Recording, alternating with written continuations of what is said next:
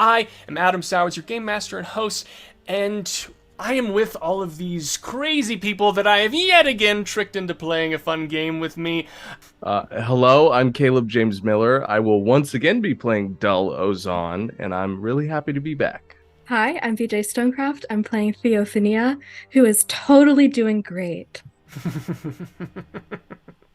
My name is Sarah L. Kinney, and I am playing Winnie Chandler, who has been up to some magical nonsense. And I am Kerri Smith. I'm playing Vetra Vikander, and I just don't want to talk about it. And with that said, let us jump into the adventure.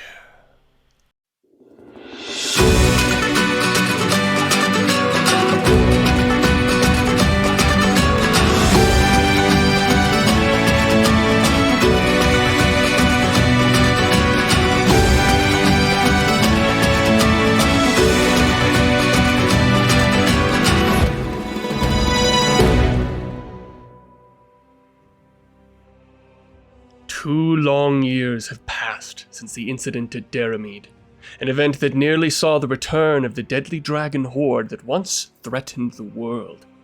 But thanks to 4 apprentices, the evil plot was foiled, and the mastermind behind it was caught. To the surprise of all, it turned out to be the apprentices' leader and dear friend, Vigo Tormont. But as the dust settled, the apprentices slowly realized that not all was as it seemed. Shortly after their victory, the apprentices received a letter explaining how the whole plot was actually a ruse to ensure that the true villain trusted the apprentices and suspected nothing, for it is the only way to stop them. The letter further revealed that one of the beloved heroes, they that lead and safeguard the 4 kingdoms, one of them secretly threatens to doom all. That is the burden that the apprentices have carried for 2 long years, for they must wait, trust no one, suspect everyone, and work in secret towards the death of heroes. You feel the warm sun on your skin with a little bit of cold in the air. You hear the birds and the trees and the wonderful wind, but you also hear something beyond where you are. It's very, very silent. You smell the fresh trees and the fresh air, but a little bit of rot. As you open your eyes, you are all on a forested path where you see the road stretching out. It doesn't seem like it's a very well-traveled road, but there's forests and trees on all sides, but you have reached a point where the forest that continues from this point on is all dead. The forest, the trees, nothing. No sounds besides the little wisps of wind rattling through the leafless trees. And beyond, your destination, about half a mile away down this winding road with all the dead trees along it, you can just make out the little vestiges of your destination, the small village of Littlegrave. And as the camera turns around, we see 4 heroes arriving on this path. Dull in the past 2 years has put a lot more gray in his hair than he ever expected. He is a little older. He is a little more clean shaven. He has been aged by the politics of the land and taking over the Knights of Nemeria since our last encounter there. But he still dresses largely the same way, very, very much inspired by the Falks. He wears this big fur-rimmed collar that runs off one side of this very formal doublet that is in royal greens and browns of his native islands of the Falks. He still keeps that ceremonial broadsword at his side, and he's now taken to keeping the widow's bite, that spidered crossbow he keeps as a tattoo, on full display now. And he's even taken to allowing it to crawl up his adventuring gear whenever he likes. So it stands pretty much on guard at all times, unless things require some stealth. His eyes are a little less youthful. His body is a little less youthful. He looks weaker in his time, like he's been out of practice. But he does wear a new set of canine teeth on his left lapel, just below the fur, signifying his time of going back to the Falks and continuing his campaign into the Fangs. He's become a little higher in rank than he used to be. I think Dull has always been someone who has been waiting for the time that he could take some luxury for himself out of the world, because that was something that was always promised out of the life of a Fang. Is you make these huge sacrifices, you embed yourself into politics, you play the spy, and then eventually you're paid for your time. And so I think he's enjoying some of the perks that come with being in charge of Southmaw Manor and of leading the Knights of Nemeria and playing this double life. So he allows himself these small luxuries. So I think he definitely came in the Southmaw carriage decked out. He probably even brought some attendants to take care of everything while we're away on Hero's business. And he invited the rest, probably by formal invitation, to leave with him if they'd like to carpool. Otherwise, he's going to enjoy the ride himself. Theo is a little bit short for a half-elf. You can all see that her hair is actually returned to what it looked like before, where it's half black and half white. But the rest of her has changed as well. Her skin is more pale, almost to the point where it's like tissue paper and you can see her veins underneath. It doesn't look like she's getting out into the sun very much. And she's dressed all in dark tones, a tunic that's too big for her. Dull, you're pretty sure it's one of yours that went missing a little while ago, but it's been belted around the middle a couple of times to fit a little bit better. She's still carrying that bag at her hip of her bones, where you might carry a sword, still draping her hand protectively over it, and every so often maybe whispering to it a little bit when she thinks nobody's looking. Vetra, if it's okay with you, can Theo arrive with you, or at least arrive at the same time?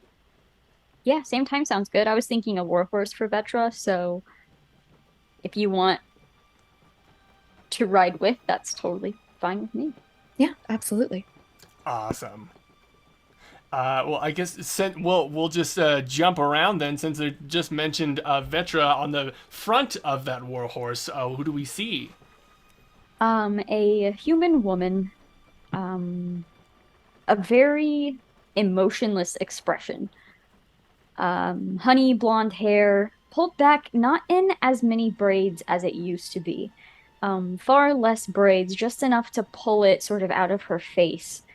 Like Theo, a little paler than she used to be as well, but but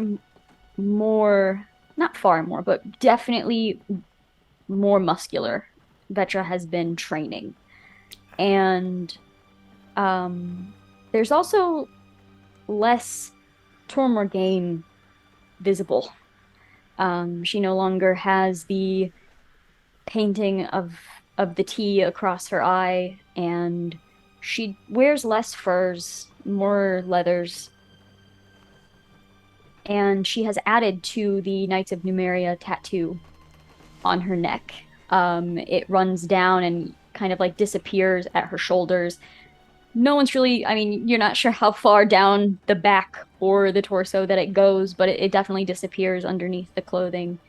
And she just sits with a hand on her sword.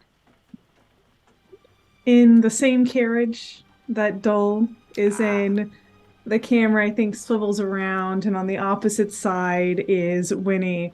It looks like she has brought maybe a fifth of her personal library with her. In another life, she would have ridden on a pony or ridden on a horse, but right now, at this moment in time, she has too much work to do. And it's really hard to write, and it's really hard to read on horseback. So she's sort of eased down into her seat, has probably put her greave-clad feet up on the seat next to Dull, and occasionally reaches forward and asks him to hold something, make sure to put his finger on the spine to hold her place. open the window for more light, turn up the Hold it. lantern a little bit. It's like, excuse me, can you? Yeah, actually, no. I'm gonna take this. And it looks very much like a mobile version of her study from back at the manor. Winnie looks pretty unchanged, but a lot of that is because the majority of her body remains clad in this absolutely beautiful scale armor forged out of the scales of the dragons who were defeated in this war from not so long ago, but somehow feels like eons ago now, given everything that's happened. Her eyes are just as hungry. Her hair is still pinned up into a tight mess, and she's reading, and she's working on something. Okay. You all see, I would say perhaps the carriage and the horses sort of like stop at this sort of like line where all of the forest and trees and everything that's before this point, or no, after this point, is just dead, and you all get this, like, in your own way, if you're looking or hearing someone talk about it, you get this sort of sick feeling in your stomach. I think that Dull definitely hands over the book that he was holding for Winnie and makes sure that the bookmark is still in place, and picks up her grieved legs so that he can duck under without causing any more disarray to what she's trying to accomplish. And he pushes out those carriage doors and steps down, and the sun already sort of beats in on his face now that he's had to journey without really seeing anything outside of the window. But he adjusts, and I think he's going to walk to the perimeter line and just sort of stand and watch and try to get an awareness of what that feeling is coming from, because he knows that that is not something that comes without warning, without real presence. And so he's just trying to get a lay of the land. He's thinking of why he's here. He's wondering how it is that someone like us goes missing. There are so few people that are powerful enough in this world to do the things that we do. And for him, it's shocking that someone could just fall off and not come back. So that is sort of generating some fear that is mixing in with that prickled hair danger. And I think Vetra like steps up right beside him, but then leans down, and I want to just kind of like grab the earth. The dirt. Yeah, and kind of just like seeing if I see some sort of obvious difference where this sort of line is. Yeah, give me a nature check with that. Oh, And no. I would say while I think I had the first roll of the other one too. Aha, here we go. Okay. I would say also while you're doing this, people, like the sun is kind of maybe in your eyes, but then after a few seconds it isn't, because you can see up ahead that there's like sort of dark clouds sort of gathering, and you know there will be rain soon where you are headed. I got a 17. You know good soil versus bad soil, and this is like bad soil. But it's not like, you don't get a feeling like this is gonna hurt you. It's just like, it's like something bad has happened here. Something very bad has happened here. It feels like there's no life in this soil anymore. Like when someone has overused a patch of soil for growing stuff, where they've pretty much grown and grown and grown and grown and grown. I mean, that's why they developed the crop rotation stuff. It's like they just dug this soil into the ground, so basically there's no more nutrients in it. That's the smell and the feel of this soil. Yeah, Vetra stands back up and looks over at Dull. Everything's dead.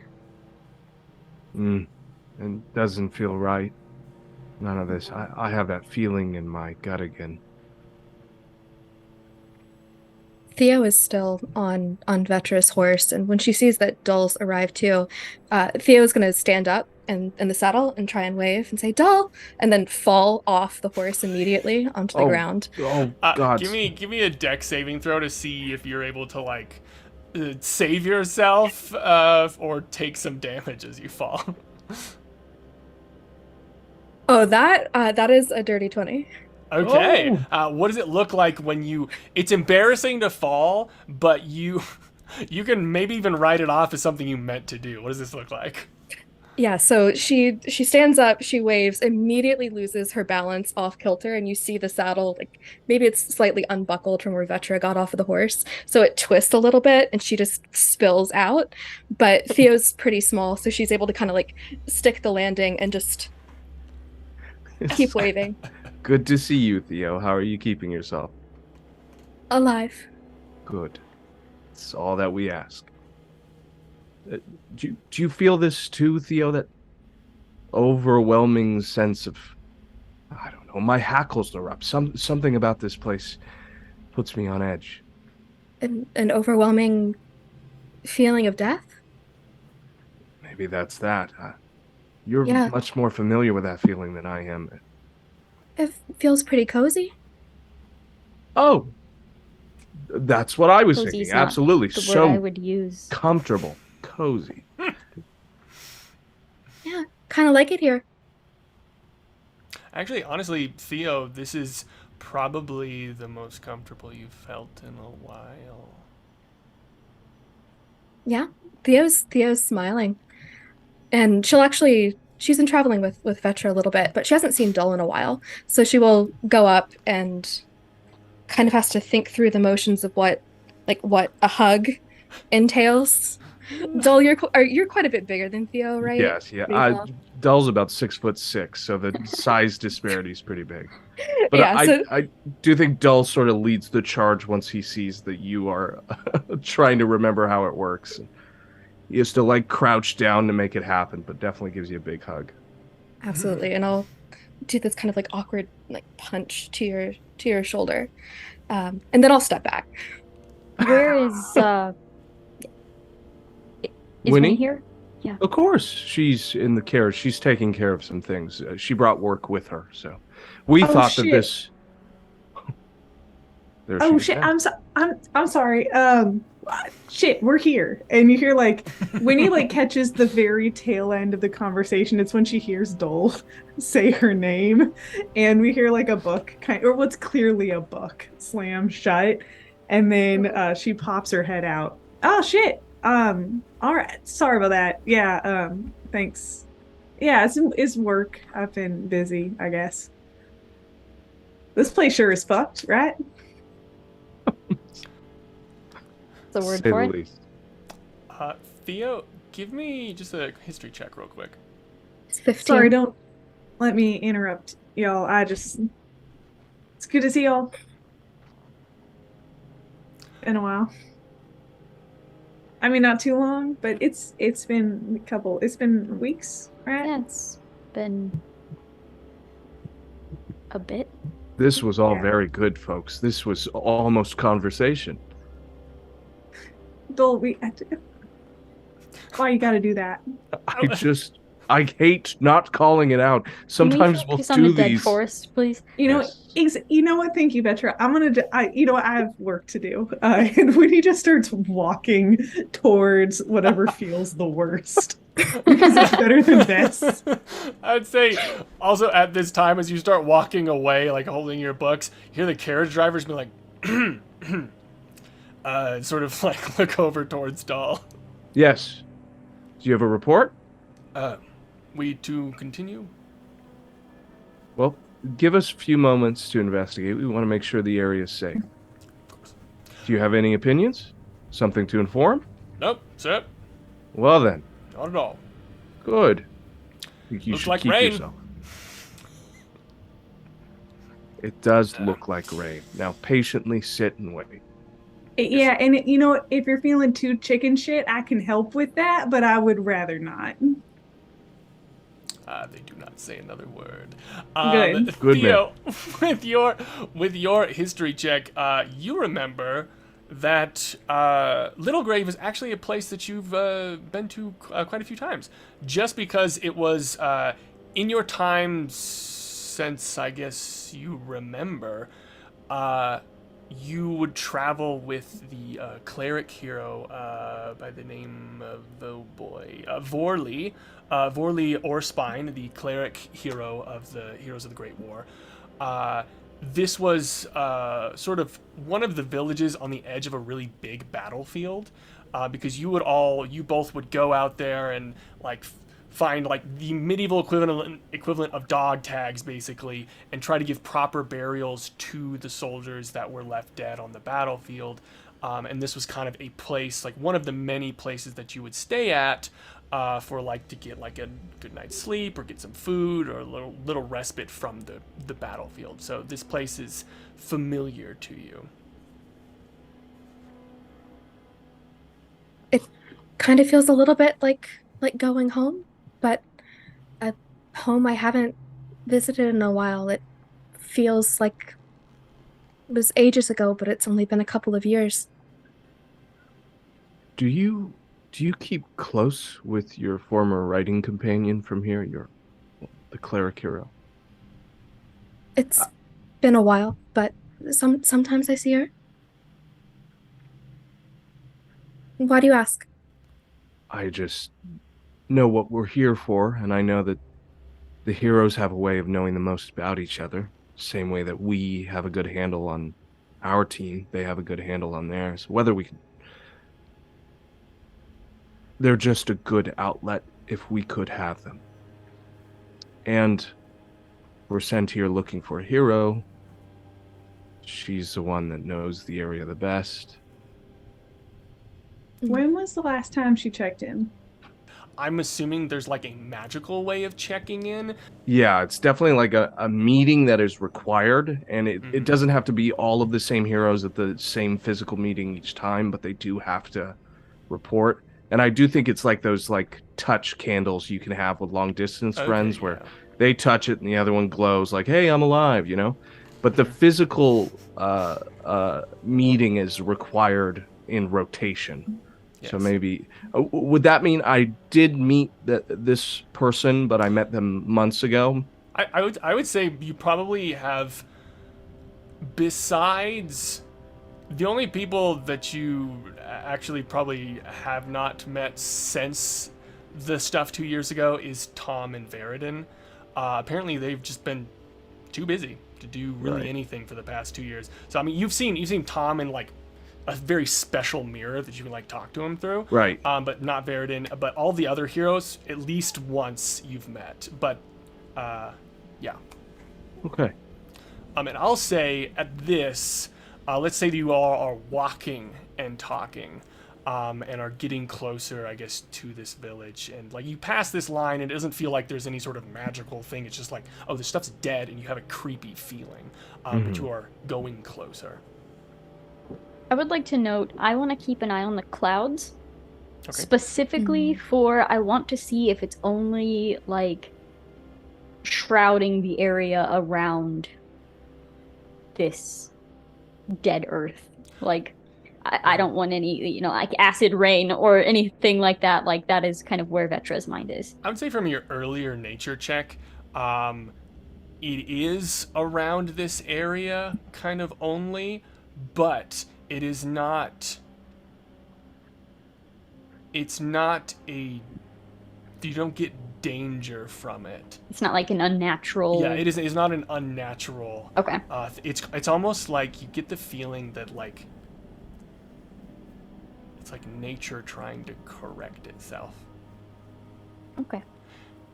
And I would say after you are walking for a couple of minutes, you all are sort of get to the town proper, and you can talk.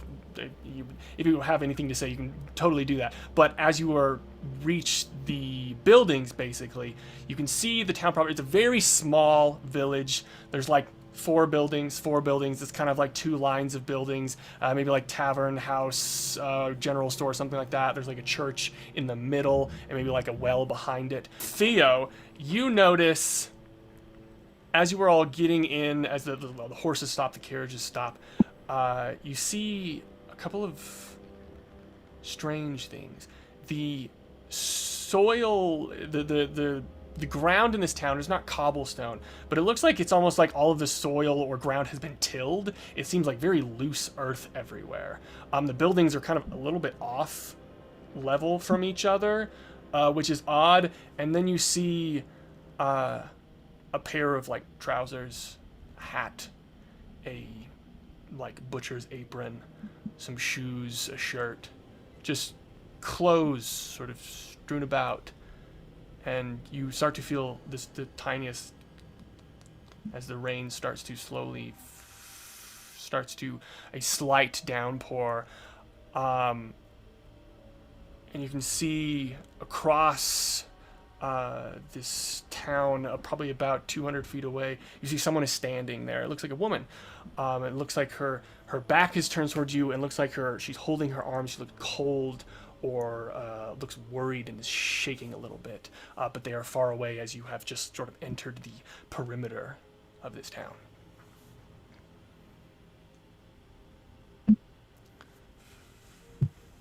We go say hello? Yeah, I would move towards her. Yeah. Okay. What would you like to do? I guess just go walk up. Describe to me what you're doing. Yeah, I mean, just seeing her. She's not moving anymore. She's just standing. She's just standing. Yeah, I think I would just walk up and probably like clear my throat as I'm coming up to make sure I don't like scare her or anything, and then you clear your throat, and it doesn't seem like she hurt you. I think I want to join Vetra. I'll signal to the second attendant on the carriage and ask for his cloak. And then I want to walk up behind Vetra and just sort of offer it to the cold woman in front, and the same thing. Try and get her attention. Okay. So I guess, Dole, as you go to, you're like, I guess, offering the cloak to her. Mm-hmm. You offer the cloak, and Dole, can you give me a dexterity saving throw real quick? Sure. 24. Okay. Vetra, can you give me a dexterity saving throw? 19. Okay. So, Dole, as you go to move this cloak sort of towards them, the woman is sort of facing around, and some sort of slow, jerky motion, she begins to turn around, and it looks like something else is moving her, and she tries to grab you, but you step out of the way, and then she lunges over towards Vetra, but it's not as if she's moving, it's as if something else is moving her body. Like, it's almost imperceptible strings, and something goes, and it grabs you, Vetra, and pulls you into the earth. Oh, good. And you feel yourself being dragged so fast through this loose soil. You feel rocks hitting you, different branches and things underneath the soil, and then after a while, it's almost like everyone else. You can see it's almost like a Bugs Bunny, sort of like traveling under the ground, and just rockets through the town to the backside of the town, where you can see a wrought iron fence and some sort of other area over there. But from Vetra's perspective, it's just darkness, and this person has some sort of just inhuman strength holding you, and their skin is pale and white and almost see-through, and there's maggots coming out of their face. They are a corpse, but it is somehow grabbing you and pulling you through this ground, and then all of a sudden you are come out of the earth, being held upside down, and the thing that you see in front of you is like a tiny hill of hair, of black hair, that it has some beads in it, something like that, and beneath the hair, in some sort of shadow darkness, you can see bright white eyes and a bright, gigantic white smile. The face is like 3 times bigger than what it should be, and you hear like, "You're supposed to be dead. You must be judged." And then we cut to a week before, and we zoom into we see a very big city, a bustling city. It's like the capital of Nemeria, which is one of the sort of like the center of all of the 4 kingdoms in this world. And we go zooming through the city into a very bustling part of the city, very Romanesque, all of the buildings and people going on, very, very, very, very busy. And there's this manor, and it says South Mom Manor on the very front fancy gate. There's all these fancy wonderful gardens, and the camera goes and zooms into the building, and we see, where do we find Winnie Chandler? On the ground floor of the manor, on the back side of the building, where you would find the stables and a space for a blacksmith and a place for goods or goods really to be imported and brought into the house. The backside of the kitchen, where you've got sort of the areas of production that help keep this huge manor running. There is a very small kind of open room that opens out into kind of the backyard, but really the back area of the estate, that Winnie has had built a very small chandlery. And a chandlery is where candles are made. And so we see Winnie, she is holding a wooden frame. That wooden frame has slats across it, and there are pieces of string hanging down from each of these bars running through this frame that she's holding. And we see her very methodically going to a large vat of melted wax. We can see a golden flame, clearly magical, heating up this kind of copper cauldron. And she's very methodically dropping the frame, or not quite the frame, but dropping the strings into this pot and then bringing it up. And each time she does that, she raises it up, lets that layer of wax that's coated the candles or that wick cool, and then she does it again. And while she's doing it, there's kind of threads of golden magic coming and touching that yarn and touching the string and touching the copper vat. And she's just been going at this. And it's probably been an hour or two of Winnie just kind of going through this ritualistic candle making.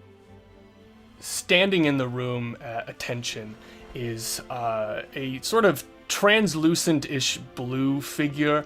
Probably looks very butler-like, which you know as the enchantment of the house known as Mortimer, which is basically the butler, the porter of the house that takes care of all the things. And he sort of pipes up, "If I may say, Lord Chandler, I could take over the candle making if you wish." How good are you at casting magic? Decent. Okay, actually, I was going to say something snippy about your very existence being kind of tangled up in magic, and I can kind of see how it works around you, and it is quite fascinating, and I would like to get into that a bit more in the future at maybe a time more appropriate. But do you know how to cast Arcane Eye?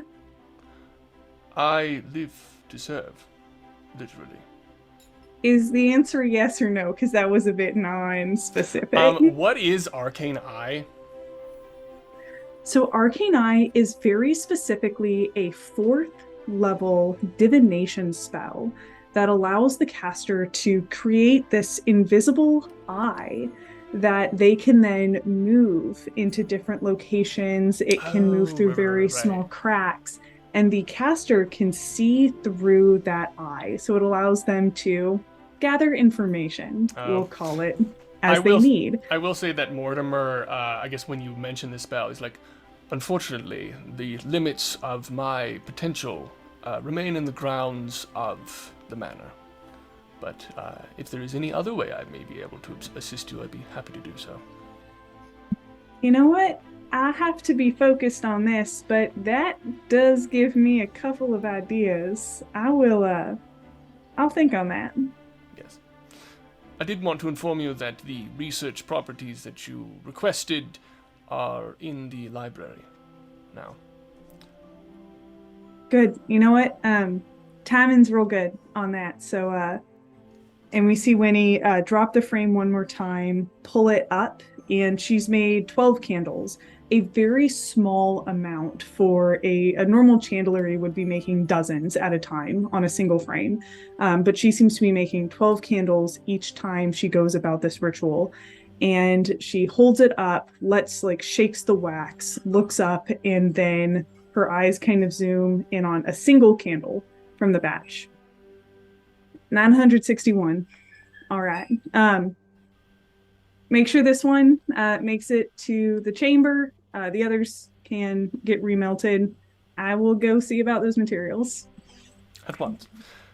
If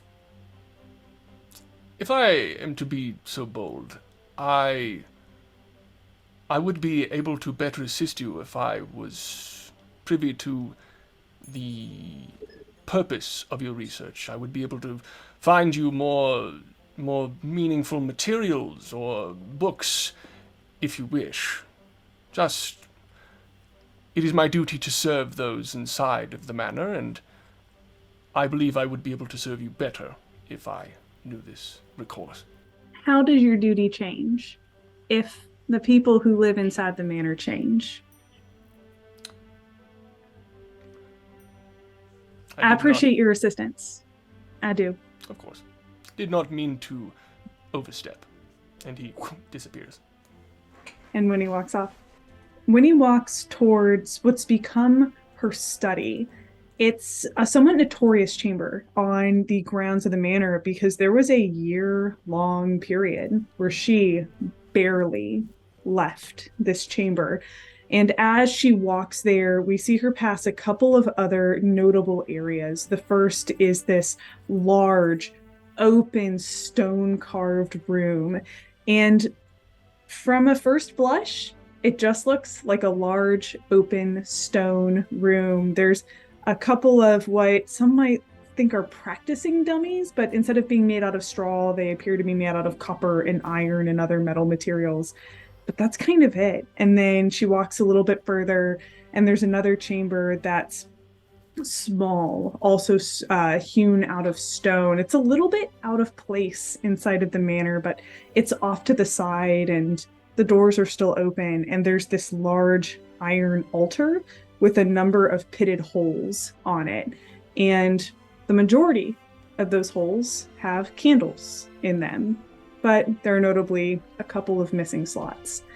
And then finally, she walks into her office, which is just this absolute cacophony of books and papers strewn everywhere. And there are maps, and then there's also bags with magical components of all kinds of different ilks. The smell in this room is atrocious because she's got like sulfurized newt eye, and she's got like petrified dragon bones, and then she's got all kinds of crushed flowers and potpourri. So it's awful in here, but she doesn't seem to mind.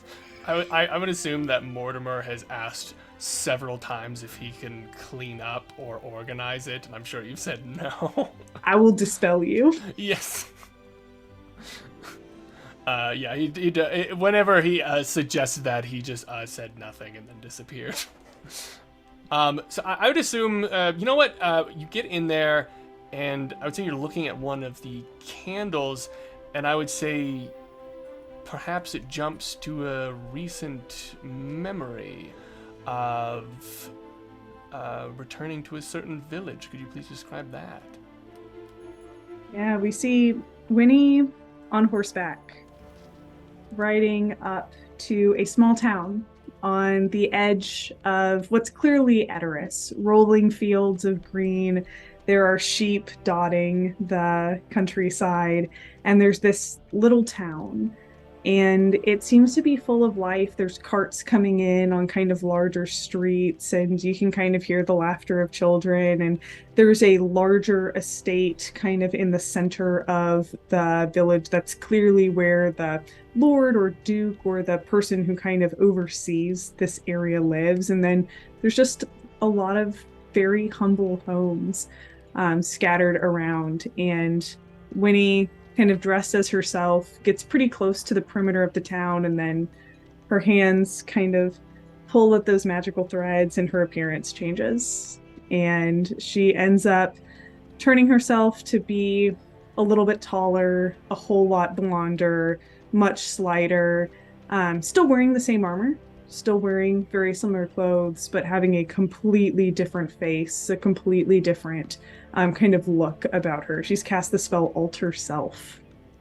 I would say there's like, the town's like very, very excited and blah, blah, and a lot of people are stopping as you're going through the town. They're like, oh, look, is that a knight? Blah, blah, blah. And there's like being really excited and pointing at you.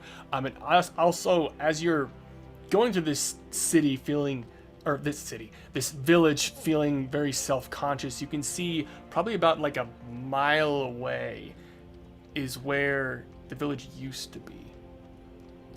And you can see still that there's there's blackened ruins of where buildings used to be, but there's almost like a gas-like haze over it, where that little multicolored, like it kind of like when you can see heat and there's like stuff, it's like little trails of heat.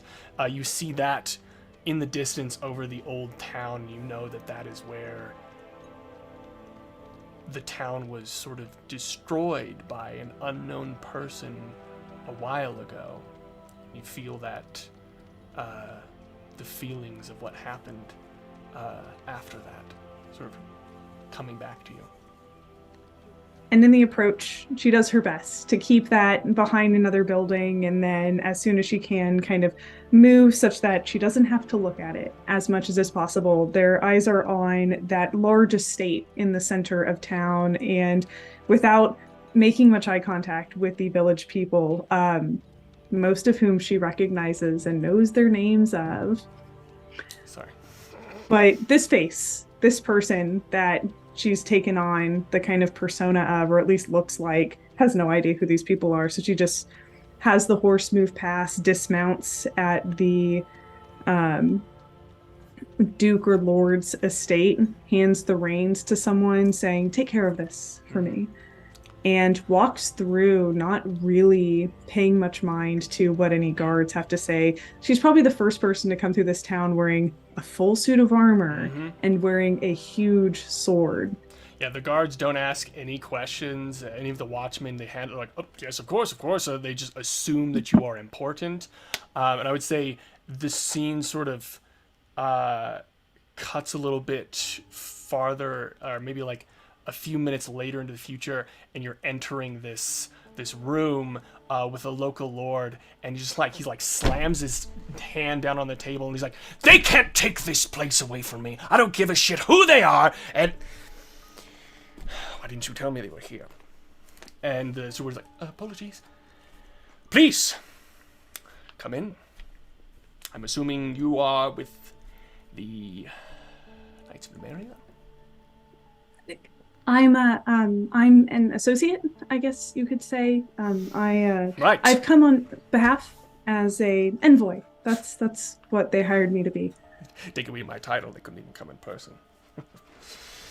Well, they're Sir Chandler's very busy, so she couldn't come. She wanted to, she did. She made sure to tell me to tell you that, but she wanted to give you this, and out of a canister that would normally contain a spell scroll or something that Winnie had prepared. Instead, this Winnie, who's blonde and taller and slighter, produces a piece of paper and passes it to this man. And if he opens it or hands it to someone, it is... What's this? A writ of stewardship, essentially, signifying that the lands and titles the lands and titles of Almhurst, this town that we're in, have been passed to Sir Winnie Chandler of the Knights of Nemeria, but he is being asked to act as a steward of the land in Winnie's absence. He reads it, he's like, "What is this? Stewardship? You asked me for stewardship?" I mean, you could have been I'm a kicked out. disgrace at all of the banquets now. Half of my family won't even talk to me, and she wants me to be a steward. Just throws it down on the ground. Better just spit in my face. I'm not her, but you're probably lucky you're still anything. Get out. Just get out! I do need to know if you say yes or not. They think they can do whatever the fuck they want. Yes, my answer is yes. could take that to your master. Get out. She expects you to write once a month and Winnie can feel herself going in and out of this, having trouble not being herself, because this is very much not who she is. She expects you to write back once a month and she passes the address for the Southpaw Manor. He falls down in the chair in the room and just puts his hand in his face as you're saying this.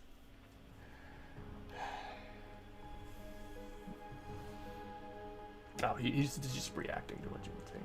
Continue. I'm gonna see myself out.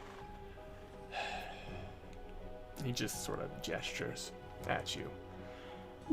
Congrats, fucking asshole.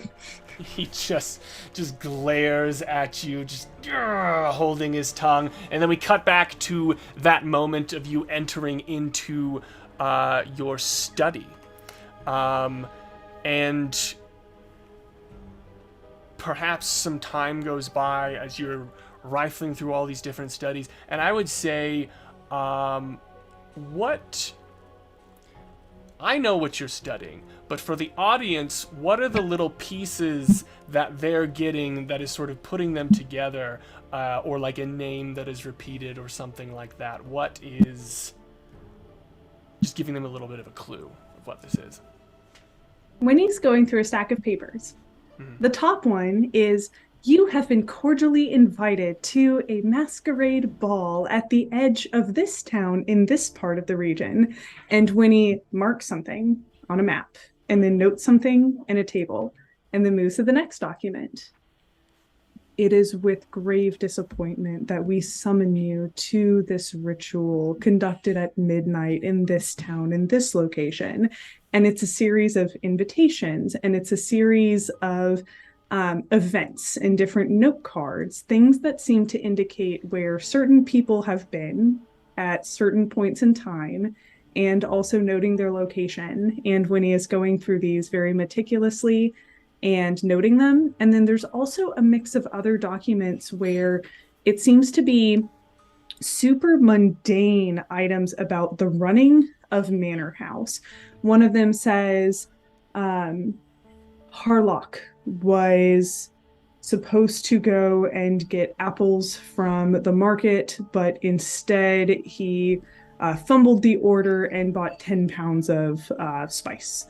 And there's some of these other kind of notes that seem to be about the members of the staff who help run the house.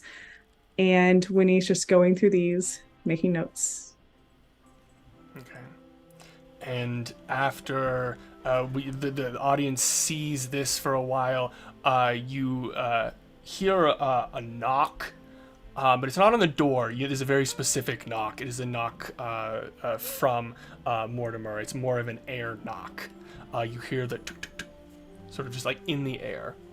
Yeah, come in. He just appears in the room. You have been sent a summons. And he extends a paper towards you, and you see the royal seal of King Eddard K.o.N. And as you open it, we jump to someone else. We jump to Theo. Where do we find Theo? Theophinia. So we join Theo in her bedchamber at the headquarters for the Knights of Nemeria, and you're in the room with her physically, and even though it isn't a very small room, it feels very, very claustrophobic. She's got a big fire going in the fireplace, but it hasn't been tended well, so there's this really like thick stench of smoke in the room that's almost choking, and every inch of this space, like every surface, is just covered in books and maps and a couple of overturned bottles of wine here and there. There is a bed that's been shoved into a corner, but it doesn't really look very slept in. And most of the room is taken up by a really large table, and that's where Theo is sitting, just in a chair, but she's hunched over, and she's very visibly asleep. Like her cheek is pressed against like a map that's been spread out on the table. It's like a map of the kingdoms, and it's sticking to her cheek. And you can see that there's like pins that have been pushed in, and there are areas that have been circled in ink, and some that have been crossed off. And there are a ton of candles in the room, like probably 3 dozen candles in the room, but they've all been burned down to the point where the wax is just pooled onto the table, and it's down past the wick. And she's just asleep at the table as she presumably like hears a knock on the door. Yes, you hears an air knock of Mortimer's as well, and I'm sure that jolts you awake. Hello? And then Mortimer appears in the room. I have the candles that you requested. All 300 of them? Not quite, but a start. And would you care for them now? Theo looks around the room and sees how much they've all melted and nods. Yeah, yes, right now would be good. My candles are burned out. I've been burning the midnight candles. Of course, Lord Theophania. And he goes to turn, but then he stops. If I may I ask you a question? Mhm. If you were a steward over a house, and one of your guests was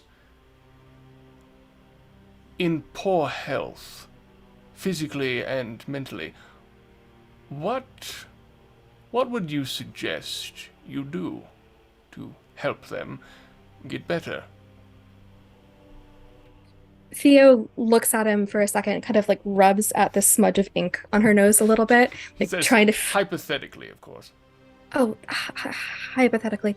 I suppose I would suggest taking a nice long rest, maybe going out to the country, or, well, in my case, spending more time underground with books and maps. I see. And he disappears. And you are left alone for a couple of minutes that you know that he's fetching these candles. And after a few minutes, he appears back and he has the candles. And I would say a couple of them you recognize are the candles that Winnie makes. And he goes to set them down. And he's like, he sets down the candles and he turns towards you. He says,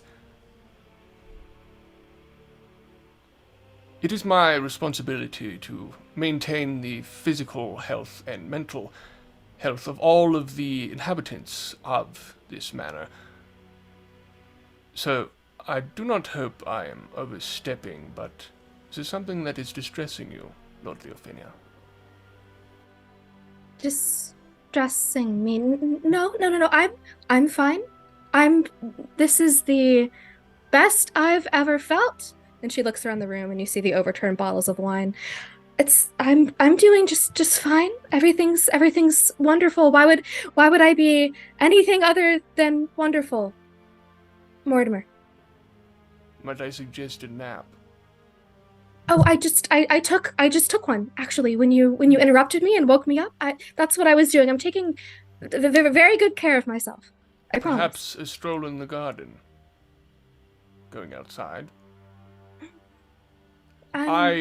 From what I know of physical beings, I know that they require connection. Perhaps one of the other lords in the manor? A connection with them? Oh, I see Vetra. I see Vetra pretty often. And you get this image of Theo and Vetra wandering through this very foggy wood, and Theo's got this magical little compass that she's holding. And you can see Vetra off in the distance, like checking to see if the coast is clear. And they're doing hand signs at each other, but they're not talking as they're wandering through the woods. Like they're not saying a goddamn word to each other. And then we're back to Theo and Mortimer. I see Vetra all the time. We're very close. And Lord Chandra and Lord Ozone? I've seen a good bit of Dole, not as much lately, but he's been very busy, and I've been very, very busy. And you get a flash of this vision of Theo alone in a cave. She's got a little fire burning, and she's like hunched over, holding her legs to her chest. And you see that she has another map in front of her and a letter that's written as a cipher that's been laid out on the ground in front of her. And she's just kind of hunched over holding herself, and she's holding a tooth in her hand that's on like a leather cord. And you recognize that it's the tooth from the basilisk creature that they had fought some time before together. But she's completely alone in the cave.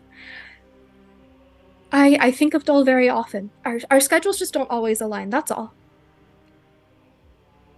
And he looks towards the candle. Mm-hmm.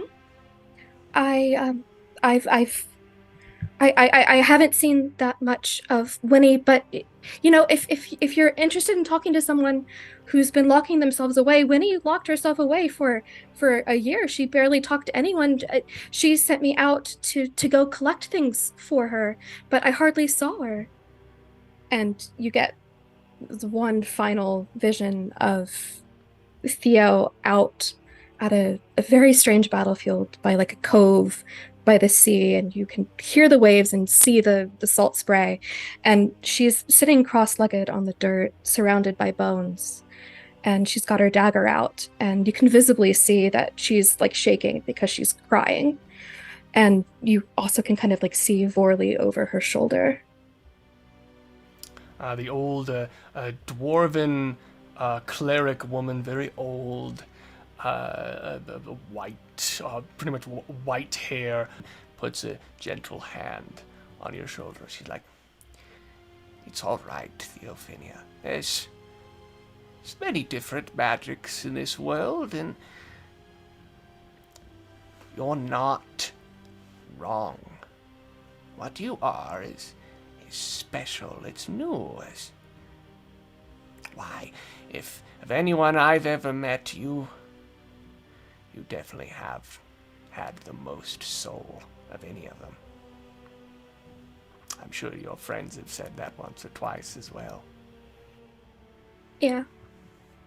I can still hear them whispering, my friends, the bones, my bone friends, not my friends. But I don't know what they're saying. It is I don't. Your connection to the world. What you went through was terrible. It is like a wound with your magic. Some wounds take longer to heal, so you must be patient. I know it's difficult. I know in my day I wasn't very patient. But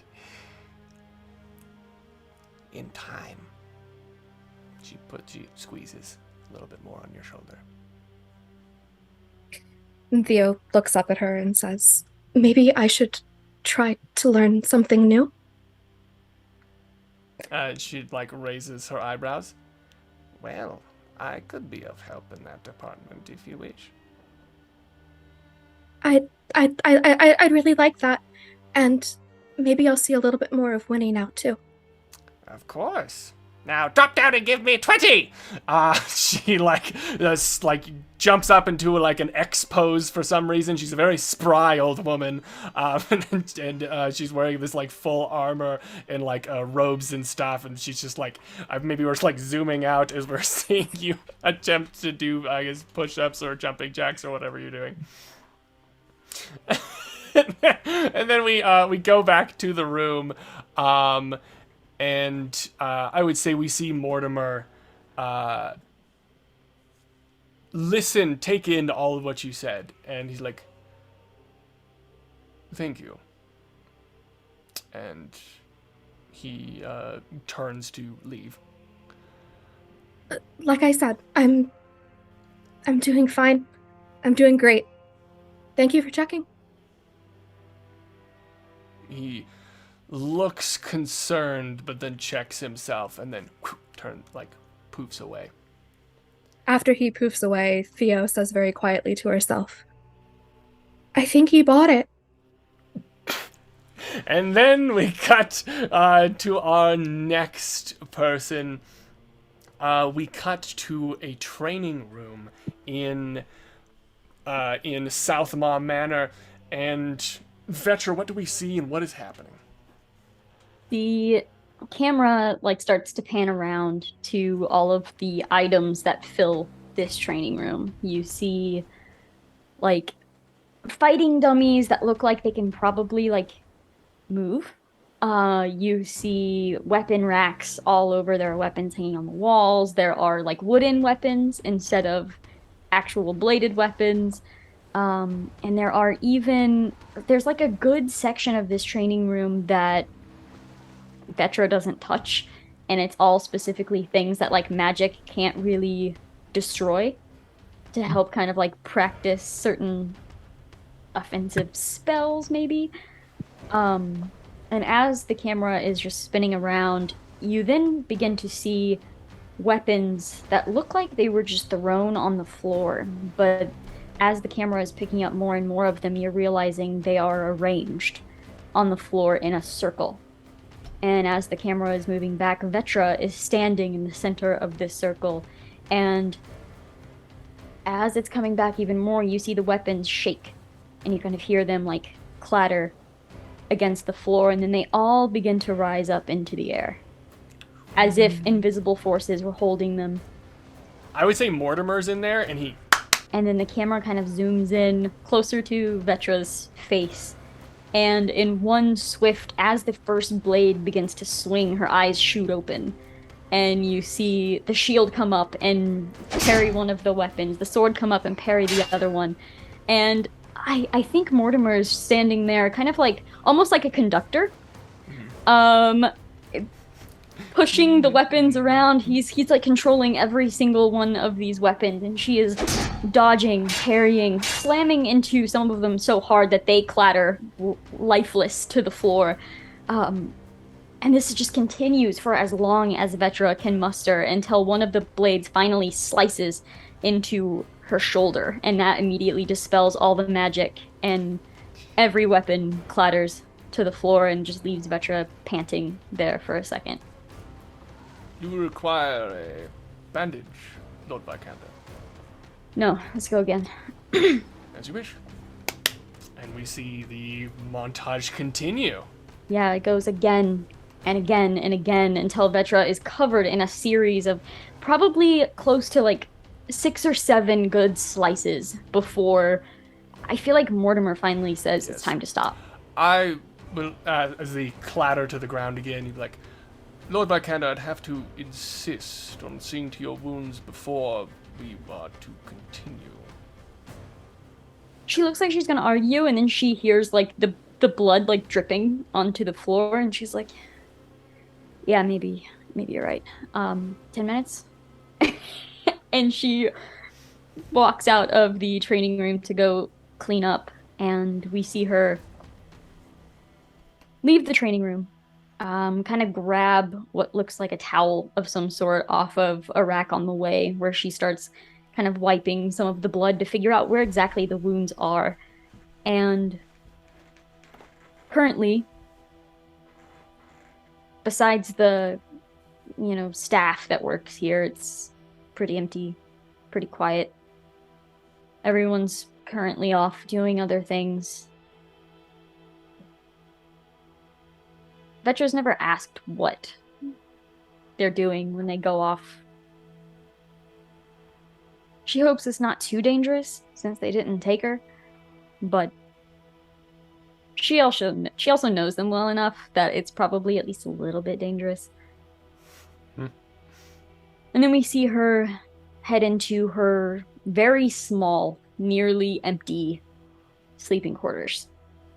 There's a bed and a wardrobe, and there maybe is enough room for 2 people maybe to walk side by side between them. That's the size of the room. It's like a broom closet. And she sits down on the bed, cleaning up her wounds. And as the silence starts ringing louder and louder and louder, she begins hearing the voices again. The voices of David. Ah! Like fighting with my own daughter again. And Vigo. I have to do this. And the bearing of fangs, and Vetra blinks and sees a flash of that final wound to David, and everyone standing around, the looks of panic on their faces. And then she stands up. She grabs her shield again and heads off to the training room. She walks in, probably only been gone for 5 minutes. And you see Mortimer is waiting there for you with bandages. And he's like, yes, I didn't expect you back so soon. She grabs the bandages, tosses them on the floor. Let's go. Perhaps a nap? She's walking over to, stand in position. You're here to serve, right? I'm here to preserve the health and mentality of all those inside the house. And yes, serve. But my priority is your health. Well, does that also apply to all the staff? Because if that's true, we should probably do this now. And he turns and, as you wish, claps, and the swords begin to rise. And Mortimer, the swords rise. You see him kind of look off into the distance. The swords fall again. He says, "You have a summons." And then the letter appears in his hand, and he hands it to you like he did hand to Theo, I swear to God. And you see the seal of the King K.o.N of Nemeria. Yeah, I think Vetra shrugs in defeat, knowing we're not training right now, and just kind of snatches it. And then we cut to our last member, Dull. Where do we find Dull right now? I think Meeting, at right? first, it's a meeting with the heroes. And this is as his alter ego, Ozyvander Kresh, who is this boisterous former wizard in his story that was sponsored by Tom. Tom essentially had to write a letter to all of the heroes speaking of Ozyvander as though they, went to school together or whatever it may be.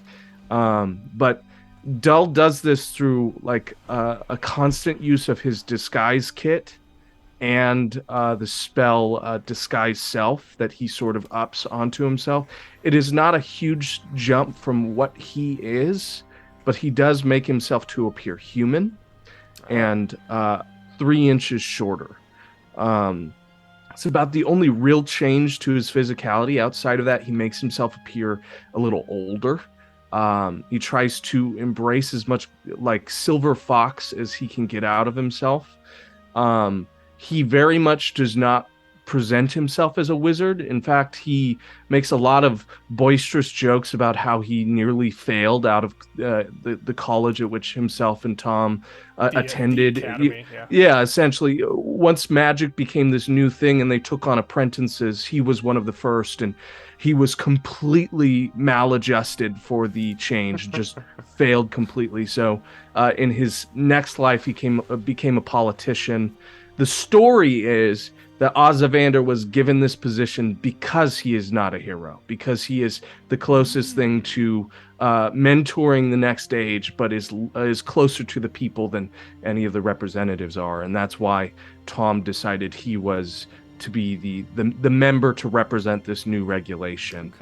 Okay. I'd say there's probably only 2 heroes in the room, where there should be closer to at least 10 or 13 or at least 12.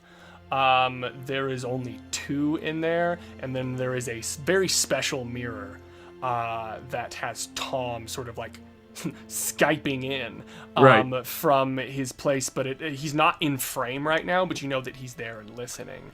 Right. And I would assume one of the heroes, sort of similarly, slams his hand down on the table and he's like, "We don't need a damn babysitter."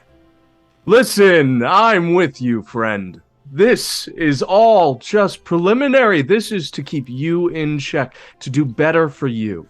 I at least push it back a few months. Every month we have to physically come. I'm from Tormorgain. You want me to come all the way fucking down here to Nemeria to check in with a Knight of Nemeria? Are you serious? And he looks down. He looks over at the mirror. Tom's not there. He's like, he's not even fucking listening. Listen, as your representative, I'm just here to ensure that you're being abided by. This right here, this meeting is for you. I know you don't see it that way, but I need you to understand. What happened with Tormund, do you want to see that happen to you or your people? Let me ask you something. When you go back to Tormorgain, when you see your friends, your family, your loved ones, would you like to see them ripped from your hands by someone you used to trust? No, I wouldn't. But it's a time of peace. Nothing has happened in 2 years.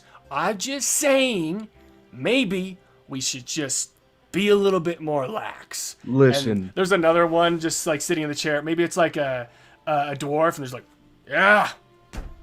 Listen, I'm all for that. I never saw the front lines. I wouldn't know a sword from a wand, right? But this situation requires foresight. I need you to understand that I understand you, and that in a time of peace is when we should be preparing for war.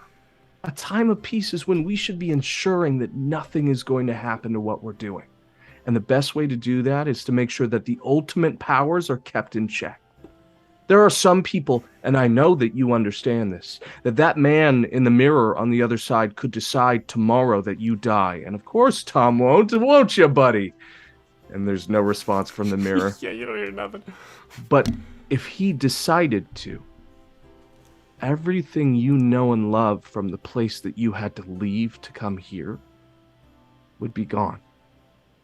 And if that means that every month you have to sit across from a table to me, this handsome face, then I'm okay with that. I think you understand me, right?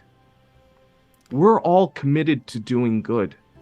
But one of the circumstances of doing so is that we don't just say we are. We make a conscious decision every day to do it. And if you're not up to that, to a monthly meeting with some of your closest friends, some of the people you served with, You hear the dwarf just as he raises his cup and puts it back down on the table. Mortimer, get that man another drink. Then I don't see how this is ever going to work. Now, there is a serious argument here that I know only 2 out of 16 are here present to discuss. But you and me are going to answer this, and hopefully our dwarvish friend, if he can approach sobriety in the next 15 minutes. Now, you have been you've been approached by the city, the main capital of the world, the place of democracy, and they have been asked to find all of you. They want an awareness of what you're up to. And what we're voting on here is whether we agree to be monitored. Save your words. Save your words. Kresh, sign the damn paper. Good. That's all you had to say. You hear him mumbling under his breath. Back in my day, you couldn't threaten a hero. Fucking bullshit. Give me the damn paper. I hand it over. He just grabs it roughly, signs Oh. it, and throws it at you. He's like, I'm done. And he goes to walk out. Very good. I'll see you next month. And We done? We done? we're done. We're done?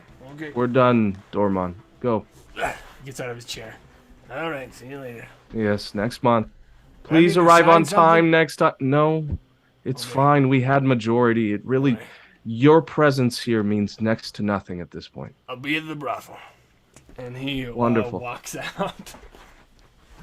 And Mortimer is just standing in there, very stiff as everyone's walking out, just waiting. One moment, Mortimer, and then we can take our walk. I think he approaches the mirror, still in this guise as the human man, and he speaks into it. One of these days, this is going to make a difference, and your silence will be noted in that difference. Apologies. Yes, what was it? What? Sorry, I'm very busy. Is every... it seems I missed the meeting. Terribly sorry. I did hear my pen heard everything. And you see a little thing float into view, and there's a pen is writing down on a script. I'm sure I will review it later. The table notes. Tom, notes. when are they all going to appear? You promised me people. Yes, we try. I will. That representative you called a member of the heroes, a member of the folks who took down the dragons, hasn't actually seen combat in 3 years. And that combat he saw was a militia representative taking down a bull that had gotten loose from its paddock. When are we going to see heroes? The people that really matter, like you, Tom. Yes, I hear you, and I will. We will get right on that, and very important stuff. And keep me updated. Same time next week. Good. Goodbye. Farewell. And he's gone. Okay, Mort. Let's walk. And I think he leaves this sort of domed-out meeting area that is like a cascade of these beautiful stained glass mirrors and windows out the top of the dome, and steps out from the marvel and into this huge estate that he's built with the help of his friends, and they start to mosey. And I think the memory shifts just a little to a moment that is outside the estate on the training grounds that is the open field. A little, it's very close to where the Vikander training room is, right, where Vetra spends most of her time. But this is for the rank and file. This is for the people of the city. And it's just a quick montage of Dull as himself standing up on this raised wooden platform with this sea of people who are with these ragtag swords and shields. They look like they're rusted over and from years past, holdovers from the war. It's whatever they brought with them. And Dull is delivering this speech on their acceptance, or at least their attempt to run the trials of the Nemerian Lion Guard and an opportunity to become a hero. And he is expounding on all these things that he hopes it will be someday. And it's very clear that the citizens are embroiled. They're alight. They have this fire behind them that is exciting for Dull to experience, but it's contrast to that moment of knowing what true power actually looks like, and that's an empty room full of people that don't actually care to be there. But to be there with the people who do. Dull even gets into the trial himself and challenges a few to hand-on-hand combat. Some of the Lion Guard that are taking out to become heroes themselves have taken to calling him Ghost, because he's rarely around, and when he is, he looks sickly and old, and he's fighting and tired. And but that reputation has come about in these trials where there are whispers and talks about him in the fights, and usually Dull just wipes the fucking floor with them and moves on just to send a message, and stops after one fight and goes, okay, I'm done, good luck. And then I think we pull back from that moment of pulling the ranks together, and it's again him and Mortimer walking the grounds, and he's pointing out different things, talking about the zoning laws that have to be abided by to make sure that Winnie's laboratories are accepted, and how we've received 6 different complaints about the letters we sent for an additional chamber, and of course. We need to expand upon the graveyard because we're running out of graves. We need to expand into the city. I'm talking about buying into the next property. If you could look into what would take to move further into the arts district. I can send more letters to the following establishment. And I would say he brings up at this point there have been a few Lions Guard that have requested again to take the final trials to become a full-fledged Knight of Nemeria. Shall I lose it in the mail again? How many this time? 21 this time. It grows every time. But being a hero is very attractive to physical beings. It is, isn't it? But just inform them, send the same missive we did last. There are too many in the ranks, we can't accept more.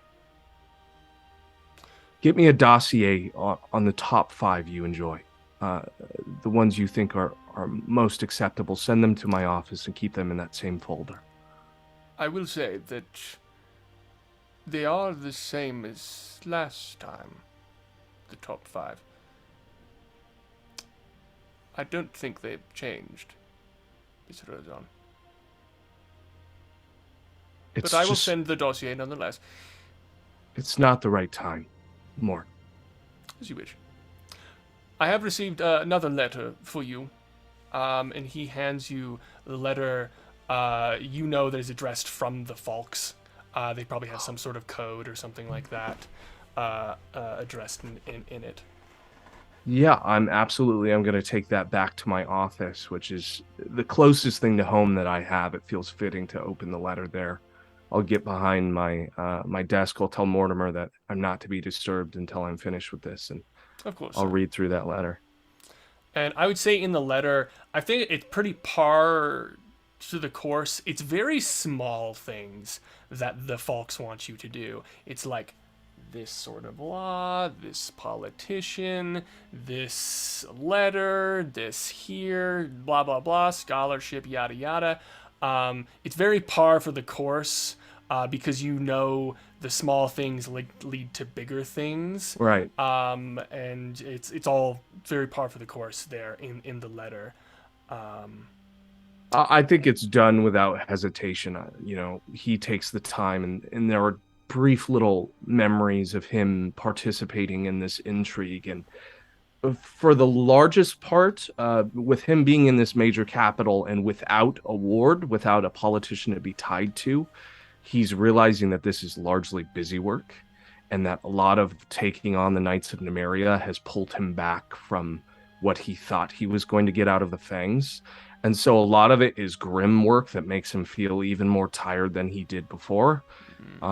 And he recognizes the name who wrote this letter in code and remembers it as a person who was a long time ago way leagues behind of who he was and what he was going to be, and is now in charge. And I think that after all of this is done, Dull does go back to his quarters, and he shuts the door, he sits by the window, and he writes 2 letters. This is entirely in code, in terrible code. The first one is not one that is recognized as the Falks code. This is not a Fang message. This is a script that is probably custom made, a language that was worked on between very few people. But it is essentially a long, rambling, almost journal-style account of what he's done in the last month. It is largely impersonal. It has next to nothing to do with him. It reads like an activity log to a certain degree. And then the very last paragraph speaks, I always wondered how you sat in a room and allowed them to do what they do. And now I understand you never had a choice in the matter. I hope you are well. I hope you are breathing. I hope that you are eating and well fed.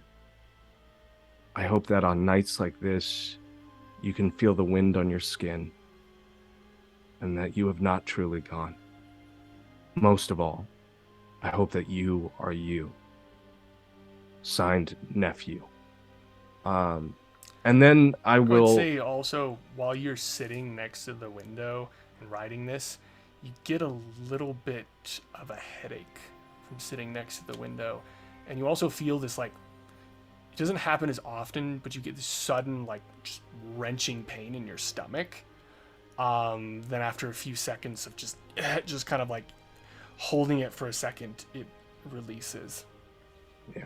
I think it's associated with this huge migraine, too. Of this lack of sleep, of this burning the midnight candle like K.o.N, and pushing my body a lot farther than it should be pushed in directions that I didn't used to. It's just exhausted me. But I do sit down and I write one last letter before the strength starts to leave me, and I go and take like a 3-day nap, essentially. I sit down, and this is actually in Falk's coded. In fact, it reads exactly like a message to the Fangs. All it reads, and it's very simple. It reads to Helene, and then it has essentially 3 lines, which are, I love you, I miss you, I understand you. Signed, Dull. And then that is sent off as well. And then you hear a little air knock come from your room. Come in, Mortimer. And he appears. A summons for you, sir. From who? From the king. And then I think we cut to another scene. We cut to a training grounds. A training grounds actually in a different part of the city, but this training grounds looks much, much, much more fancy because it is in the royal palace. And we see it's very Roman design, where there's like that very nice sand pit, but with a bunch of like stairs around it with the columns and stuff. And there's many different advisors around the area. And you see 2 things in the arena. One, you see a giant owlbear, and then you see a man, a very big, about 7 foot tall man with wild red hair that is up in like a man bun on the top of his head, and he's just like big, crazy, ripped, veiny, 1,000 scars, and he's wearing like the best way I can describe it as a combat underwear, is basically what he's wearing. And he's just wrestling this owlbear, and he's like, ah, ha, ha, so there, you think you can get me there? Whoa! And they're just like moving each other around, and the 4 of you are brought in to this courtyard by the steward, known only as the last name as Buckland, and they're in armor, and they're like, the Lord Regent, King Eddard K.o.N of the 4 Kingdoms.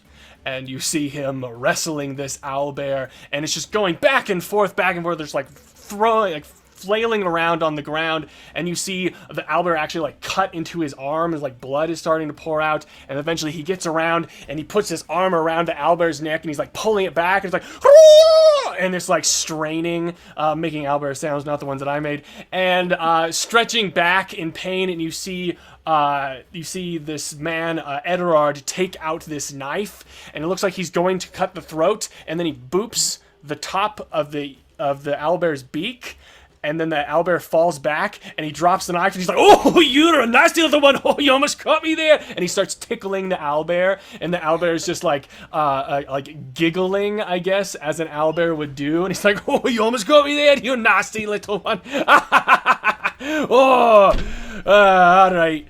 And then you see the steward kind of walk up and be like, my king. And he's like, oh, and he sort of stands up, gets off the owlbear, sort of dusts himself off, and you see someone is like, as he's looking at you, someone is walking up and like tying his bandage while he's talking to you. He's like, so these must be the Knights of Nemeria then? You. And he points at you, Vetra. You look strong. One round. And he sort of just walks back out onto the pit. He's like, come on, first one to pin. Seriously? And the steward leans over and he's like, it's best to do what the king would like. I definitely look at Vetra, make direct eye contact, and go, whatever you do, do not hold back. He's like, come on, I want to test your mettle. Never fought a Knight of Nemeria before. I think Vetra's still like not sure if this is a joke, and is like stepping forward, like okay, like still kind of Joel looking is like around, vigorously like, nodding. To fight the king? Okay. And he's like, hand to hand, first one to pin wins. Okay. And basically just give me a strength, or give me an athletics roll. What is the bonus for your athletics roll? My athletics is +6. Okay, all right. So I will. You know what? I'll roll for him, and then I'll tell you what you have to beat. Okay. Okay. You have to beat a 16. 27. All right. He rolled very bad. I think because she's walking in so cautiously, he thinks he's got some sort of like advantage and everything, and as soon as he moves to like make the first move, she uses his entire body weight against him, pushes him forward further, turns him around, and pushes him down into the dirt. It's like, and like everyone's kind of like, and then he smiles. And he's like, I thought I knew that footwork, and he puts his hand out to get helped up. Yeah, help him. He's like, what's your name, lass? Vetra. Lycander. I thought so. Look familiar. He's a good man. And then he like pats you on the back, and he's like, so, well, looks like the Knights of Nemeria know at least one thing or two. Follow me. And he just starts to walk away, and like servants are kind of trying to run after him to like give him a robe and like give him something to put clothes on, and he's just like walking through the palace, and the steward kind of comes up to you all, and he's like, it's best to keep up. He's busy. I mean, this is honestly the most interesting house call I think I've gotten in a while, so sure, why not? Do you think we could have some refreshments sent over for our winner? And you see a little smile on Buckland's face, the steward. He's like, of course. And just waves a finger, and you see a bunch of cupbearers sort of come up, and I guess as the entourage is moving with Eddard K.o.N. And you move to a sort of like a viewing balcony of this very large room.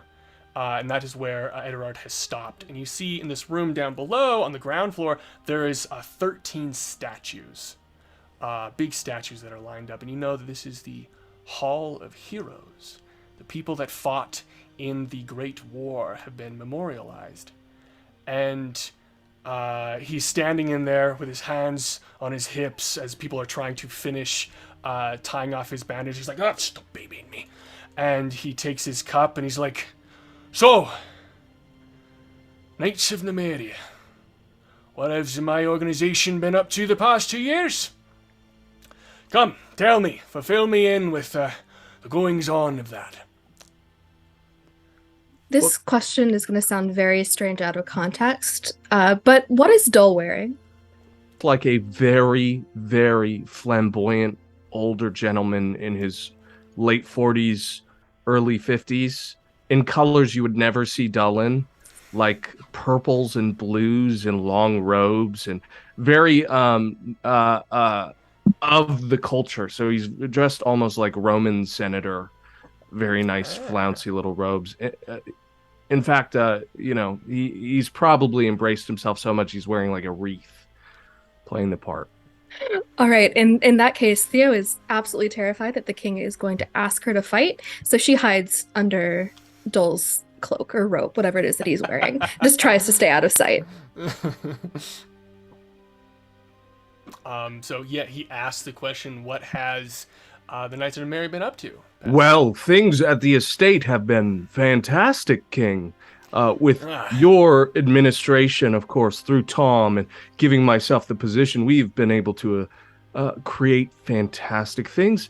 Already you've seen what Vetra Vikander is capable of. That I have.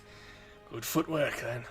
We have recently created the South Maw Manor, the estate on which we are holding all the Knights of Nemeria and future leagues. Right. But what have you done? What sort of victories and things have you accomplished? Well, there was a rival thieves guild within our city that we were taking care of and have nearly routed out ourselves. We instituted many laws with the heroes themselves to further regulate our powers, and we've been trying to take on more Lion's Guard. Most of the dragon bones from the incident a couple of years ago have been reclaimed. This, of course, prevents other individuals from drawing upon their power. I don't want to get in, well, I mean, I do, but I won't get into the specifics, but... Well, I'll tell you right now, the Knights of Nemeria is a badge of honor in the Four Kingdoms. I'm right proud of you all. So glad I lost the vote. Lost the vote? Anyways. Oh, I thought the whole organization was a bad idea, but I lost the vote. And it's the first time I've been glad that I was wrong, I'll tell you that. King, But if I could be so bold, what was your objection? I don't trust anyone that I haven't fought in battle with. And a whole lot of folks in power just because... well, enough of that. I've been proved wrong, and I'm happy for it. But I want to ask you all, what do you see? And he points out to the room with the 13 statues in the room, and you can see people are actually allowed in here, and there's like little plaques at the bottom of the statues and stuff that people can like read and stuff. He's like, what do you see down there? Come on. What do you see? Come on. If I'm being honest, King, I like to assume that you're a man who likes to take people at their face. This is idolatry. These are edifications. This is worship. And the rest of you? Theo starts poking Dull very furiously in the back, like, shut up, shut up, shut up, shut up, shut up, shut up. Just like as hard as she can. She's not going to say anything, but she's going to just keep poking him, like, no. Maybe on the hardest poke, when he begins to speak. I don't disagree. People love to put up statues of others, and they think they're worshiping the person, but when it comes down to it, they're worshiping some twisted idea of what they think a person means or stands for. And honestly, I think it's a big waste of time. They're worshiping words on a plaque. Hmm. They have no idea who those people are. Are. He kind of turns, he looks a little bit surprised, and he's like, seems like I need more of you all in my inner council. Says it how it is. There's a big difference between hearing stories of a king who killed a dragon and watching him wrestle an owl bear barehanded. I'll tell you what I see. He sort of leans on the balcony. I see 13 people that gave up their lives. They gave up their whole semblance of a future to go out, save the world, save people. And what it turned into is something far different.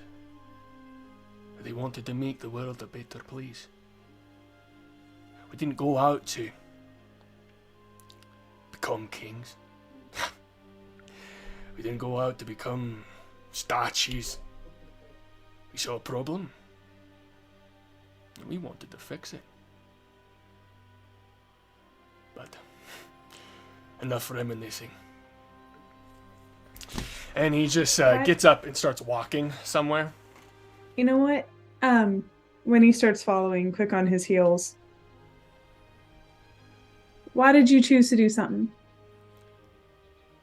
Sorry. You could have said no. You could have done something else. You could have turned your gaze a different direction. I could have. But you I didn't. think a lot of people did for a long time. But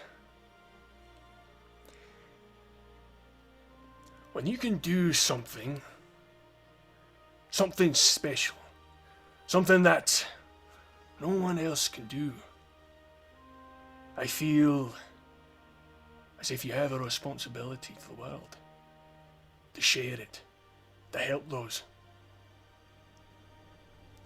Sort of leans in. I'm not a politician. I'm a fighter. I'm a general. But all the rest of us heroes we're not what they made us into after all the world was saved. But I tell you what's a harder battle than a fight with dragons? Peace. And he turns around and keeps walking. And you hear the steward be like, he's like, oh, right, so, the reason I asked you all here, as he's walking through the halls, and he finally gets into, like, his big study, and he, like, goes through the doors. He's like, well, since Tom and Verdin have been too busy, I thought I'd call you lot here to solve a little bit of a problem for us, right? Any idea what they might be getting into? I mean, Tom we can get in contact with every once in a while, but Verdin basically falls off the map anytime she wants to. You know what they tell me? And he points to a board in the room, and there's a note with a dagger on the wall, and it says, I'm busy. That's the extent of which they tell me what they're doing. I know I'm the king. I know I'm the king. But I can't do half the bloody things they can do. So I'm not abreast to most of their things. But to the matter at hand. So, my steward has informed me that the method of checking in with the rest of the heroes of the Great War has some gaps in it. And he's also informed me that a couple of the heroes haven't been in their doing their monthly check-ins. Is that it, Buckland? And he's like, yes, sir. And, well, obviously we don't want to repeat of what happened at Derrymead, which I'm very impressed, by the way. So I've thought, why not take our best, most meritable force to go and check out what's been going on with these heroes that haven't been checking in. Been strange rumours on the wind as of late. And I think it best to put our best foot forward. With you.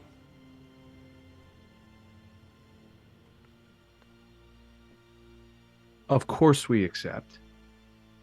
Good. Good then! Glad to hear it. Hold on. Of course, King, you know that we need to grease both palms, correct? There's an understanding that if I could secure your guarantee, King, there's been a stark lack of the hero's representation in the regulations we set forward within the Knights of Nemeria. And of course I agree with you. What is a king to a god? Of course they're going to act however they like around you because they conflate your title as lacking of power in comparison to their magics. But if I had your backing and the kingdom's backing on their forced attendance, or at least required attendance, then we could guarantee that they were here.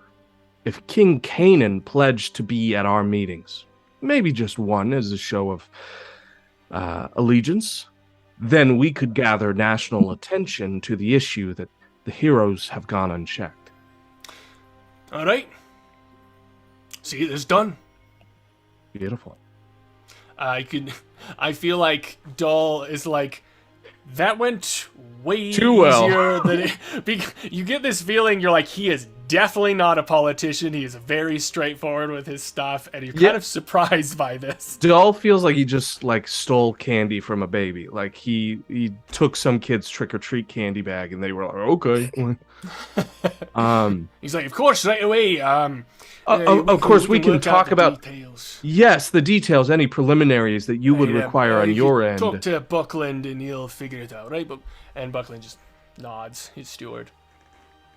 Wonderful.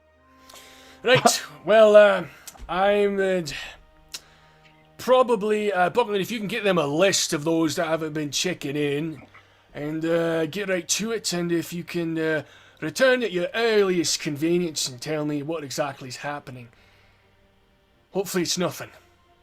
We don't want a repeat of what happened in Dermid. God forbid. You have a feeling that maybe Tormund was not the first, or not the last, at least?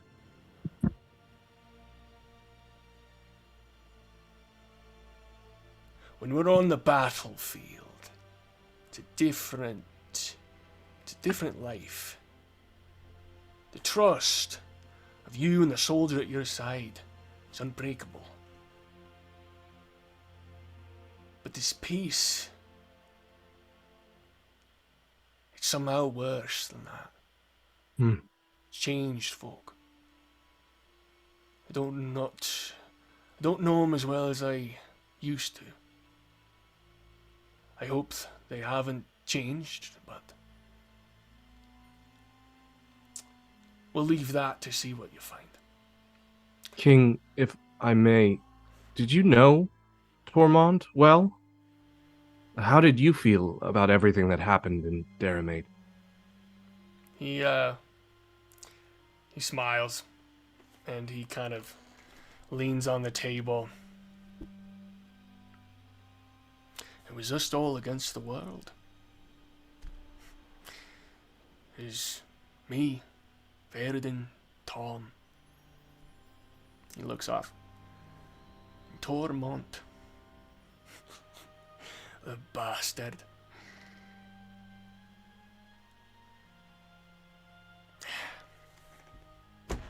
Get on with you. And he turns around. And you see Buckland sort of walk up and hands you the list of the certain heroes that have not checked in. And Winnie, I would say you look at that list and you know, because you have been keeping track of certain people, you know that the closest one that is the closest to you that you should check in on first is the one in Littlegrave, which is Vorley Orspine. And then we cut back to that village. And the three heroes that are standing in the village see Vetra getting dragged at these top speeds across this village floor, through all of this dirt, and Vetra again being pulled out of the dirt. And you see this mound of black hair with these different braids and these eyes underneath the hair, this giant whatever this is, and it is holding you by this hand that has way too many fingers on it. And you see it like turns towards you a little bit, and he's like, "It's time to be judged because you're already dead!" And you feel they pull out something, and boom! This giant scale that is golden and inlaid just slams on the ground, and it almost looks like a hammer. And this thing puts you on one of the sides of the scales, slams you down. 1 hand, 2 hand, 3 hand, 4 hands come out, holding you on top of this scale. And I would like you to roll a d6 for me. Cinematically, like, punching and like just trying to pull away, but it's just too big and there's just too many hands. What am I rolling, a d6? Yes, a d6. 3? Okay. So you see that this creature with these wide eyes look, and he's like, "Looks like you are honorable." And then the scales balance on that one side, and they take you, and you feel yourself, boom, fall into a wooden box. This top closes, you hear, and then you feel heat coming from around you and smoke starting to fill. Oh, not you are good. inside of a coffin. And then we cut back to the other side of the town where the rain is now full on downpouring, and you hear just like this just boom from across this little village, and you see that it is a graveyard in which she has ended up. And I would like everyone to roll for initiative. Me too, or Yes. okay. 22. Nat 20. Oh, damn. Nat Dirty 20 as well. Dirty 20. Shit. Dirty 20 for me.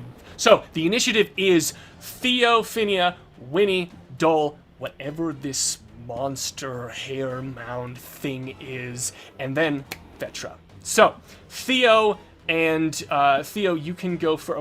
were you raising your hand, Sarah, for something? To clarify, Vetra is gone, out of sight. Vetra was dragged away, and we do not know where she is right now. I would say you saw where she went, and I'll say that you guys don't have to, like, spend your turn moving there. I'll just say that you are there at this this graveyard right now. So I'll just set the scene there. You guys have run across the town. Again, you see that there's clothes on the ground in various places, and the ground is very like freshly tilled or something. And you reach across, and you get to this graveyard. The wrought iron fences are thrown open, and you see on the right side of the graveyard, just for like visual purposes, there's a tree on the right side, and what looks to be a pit right behind it. And then on the left side, there is this really big, like, sort of, like, gravestone marker, but it's like a really big pillar one. And then behind that, there is this big ol' pile of wood that is on fire with black flames, and you see a coffin resting on top of it. And then in the back of this graveyard is a big mausoleum building. But in the center of this thing, and also like tombstones all around. In the center is this huge fucking hill of hair, basically, with just like 6 or 7 or 8 or 20 hands coming out from underneath it and moving around as giant things. It's probably about like 10 feet tall, this thing, and it's terrifying. And you see that one of its arms, it's extending longer than you think an arm should go, and it is placing a coffin there, and it has in another hand this giant golden, very fancy, almost like Baroque decorated, what looks like religious scale that is holding in the other hand. And that is what you see in this area.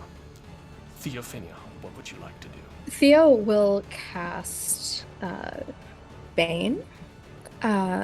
So Theo takes the dagger that's hidden up her sleeve, and she pricks the pad of her thumb, and she whispers some words under her breath.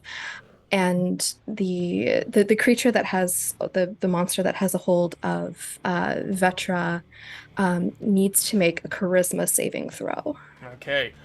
What is it? What does it need to be? Oh my god, it doesn't matter. It got a 3 twice. Bullshit. Yeah, no, that'll do it.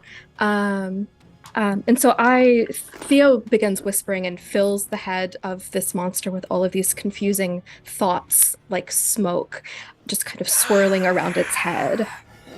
And you see this mound of hair sort of jerk around, and you see about like 6 or 7 hands sort of like shooting out of the hair on all different parts of it.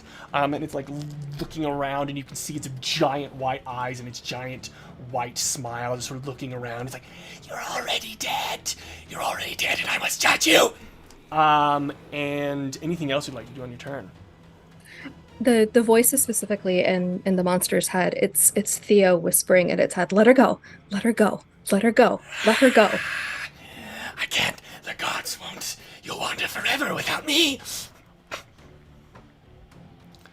Anything else?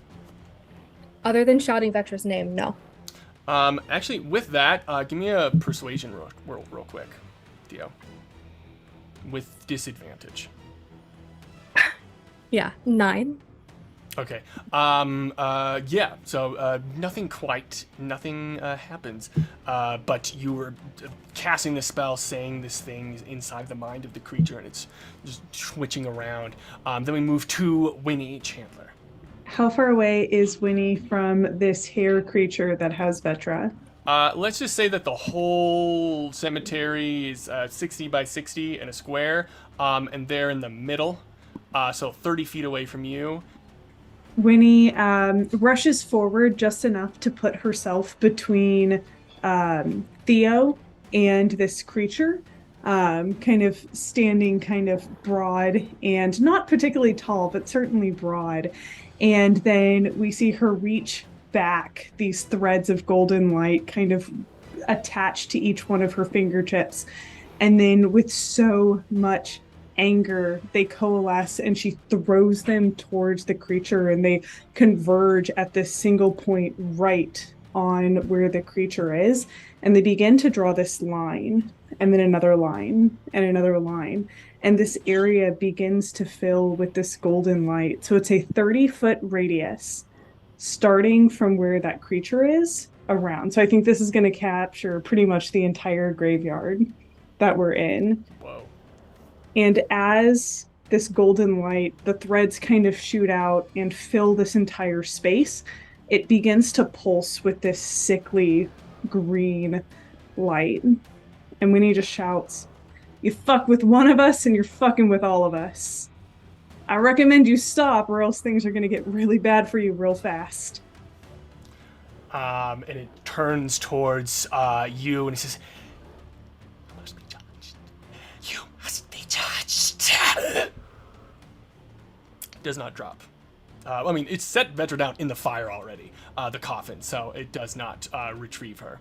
And Winnie uses her turn to cast this spell, which is once again a 30-foot radius starting from where this creature has Vetra. Nothing happens immediately, but the spell will trigger when the creature begins its turn in the spell's effect. Oh, bonkers. Amazing. Anything else? That's it. Okay, now we move to Dull. I think Dull immediately takes to the rooftops to get a better vantage point on this, and realizing that this monster has some control under the ground, so I want to avoid being pulled in again. So sort of scrambling onto the thatched roofs and moving across there, I'm going to get a line of sight, and then that Black Widow is going to crawl across his chest out onto his left wrist, and he's going to take a shot at her. First, he's going to try and make it... does it feel like this being is paying a lot of attention to Dull, or at least has him... No, Okay, it's not good. paying attention to you. It's focusing on Winnie right now. Good, then he doesn't even worry about hiding or anything like that. He's just going to take an attack. Pretty ridiculous 27. That definitely hits. So Okay. she can make a con save right now, just so I know how much dice I'm rolling. Rolled an 18 without modifiers. She takes a whopping total of 30 points of damage. All right, wow. Dang. And then as a reaction, I'm going to use Psychic Blades, which as soon as that dart hits through into that bundle of hair, and I like to imagine it like pierces right through into one of the many arms and places itself right there at the wrist. I would say one of the arms actually, like, you shoot through it, and it just, and it, like, moves away from the spot, and an arm is sitting on the ground.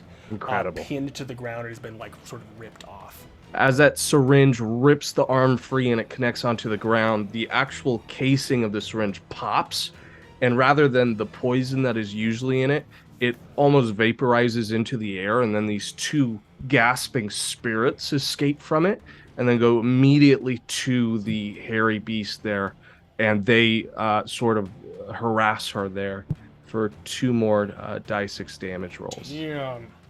She takes an additional 8 points, and that is psychic damage. But that means I've spent a bardic inspiration to make that happen. All right. So yeah, what is this? So yeah, the arm is pinned, and then you see the hair is shaking again, and again all those arms are sort of shooting out to try to get at whatever it is that is hurting it that it can't quite put a finger on. Basically, which it has many. Anything else you do on your turn? I am trying to keep my distance and I'm trying to stay stealthy, but obviously I did just hit her. I have no other action here, so it's really just to keep my distance.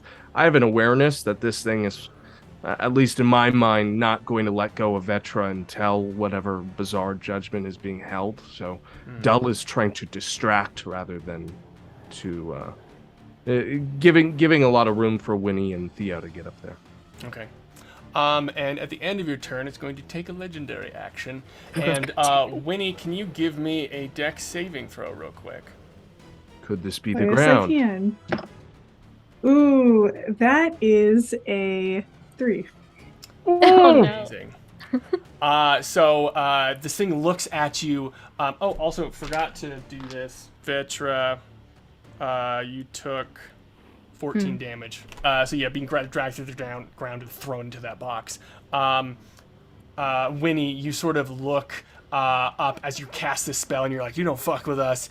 And then it's like, you must be judged as well. And then it hand hits the ground, and then you see like an actual corpse comes up from behind you again.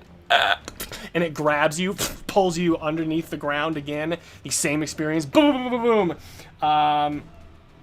You only take 6 damage. Wow.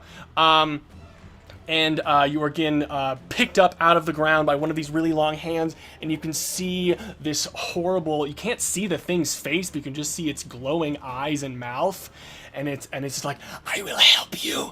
And she slams you on this this big scale, and I would like you to roll me a d6. You will do jack all. And some of those points of light from this sickly green that's emanating in the area seem to coalesce around Winnie, preventing her from taking any actual physical damage. Once again, this arcane ward that we've seen surround her body seems to absorb that. On the d6, she gets a 4. Okay. So she's like, slams you on the scale, and then it goes, and it like moves hard to the other side, and she's like, sit there, and then moves you over and drops you into this pit that is next to them. And you see, as you are falling into this pit, there are hundreds of corpses inside of this pit. And they all look up as you're falling into the pit, and the people are sort of like parting so that you can fall deeper and deeper as you are falling into this pit.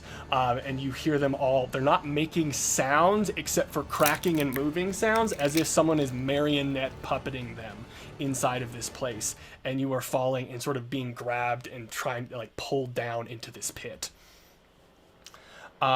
And that was its legendary action, and now it's its turn. Great.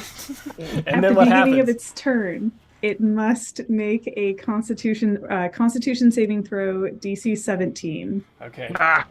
It has advantage on this for some reason. Excellent. Yeah, I bet you need it, don't you, Adam? Loser. How does net 20 do you? Oh, well. Sounds awful. Oh, but Do you it again. wait, are you making an attack roll? Because you have to lose 4 off of it. No, it's a saving throw. Oh, okay. Well, Damn. So it seems like I think that the sky, the air, the energy around this creature like pulses and crackles a bit, but nothing happens. It's not able to make contact with this creature. I mean, what was it going to do? Was it going to like restrain it or something like that, or like hurt it? It was going to do a shit ton of radiant damage. Okay, let's say that like that there is like radiant damage sort of coming at it, but it's just like, I don't know, it's like a little at a time, and it's kind of like retracting, and then it's just like all of the hands just like burst out all at once, and the radiant damage is just kind of like pushed away. Like it was going to do this crazy amount, but it's just like it just like pushes it all away for a second. And actually part of that turn, when it does that, it is going to use its paralyzing scream in a 30-foot cone centered on, I think, Winnie and Theo. So I would need you both to give me a DC 18 Constitution saving throw. 9. 4. Well, this is fun, you guys. Okay, so what this means is you are paralyzed for 1 minute.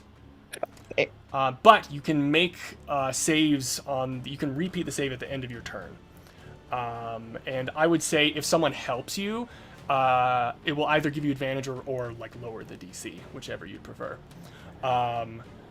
So yeah, this thing, when all the hands shoot out, the hair parts and you can see its face for the first time, and it is horrifying. Just something is wrong with it. There's also too many eyes around on its face, and it's just like the form that it's in doesn't make sense. It's like the original description of angels in the Bible, where it's just like a bunch of wings and eyes. It's sort of like that, but with hands and hair.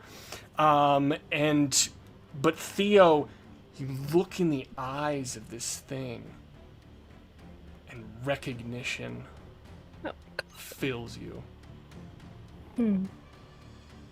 This is Orspine, the cleric. Fuck.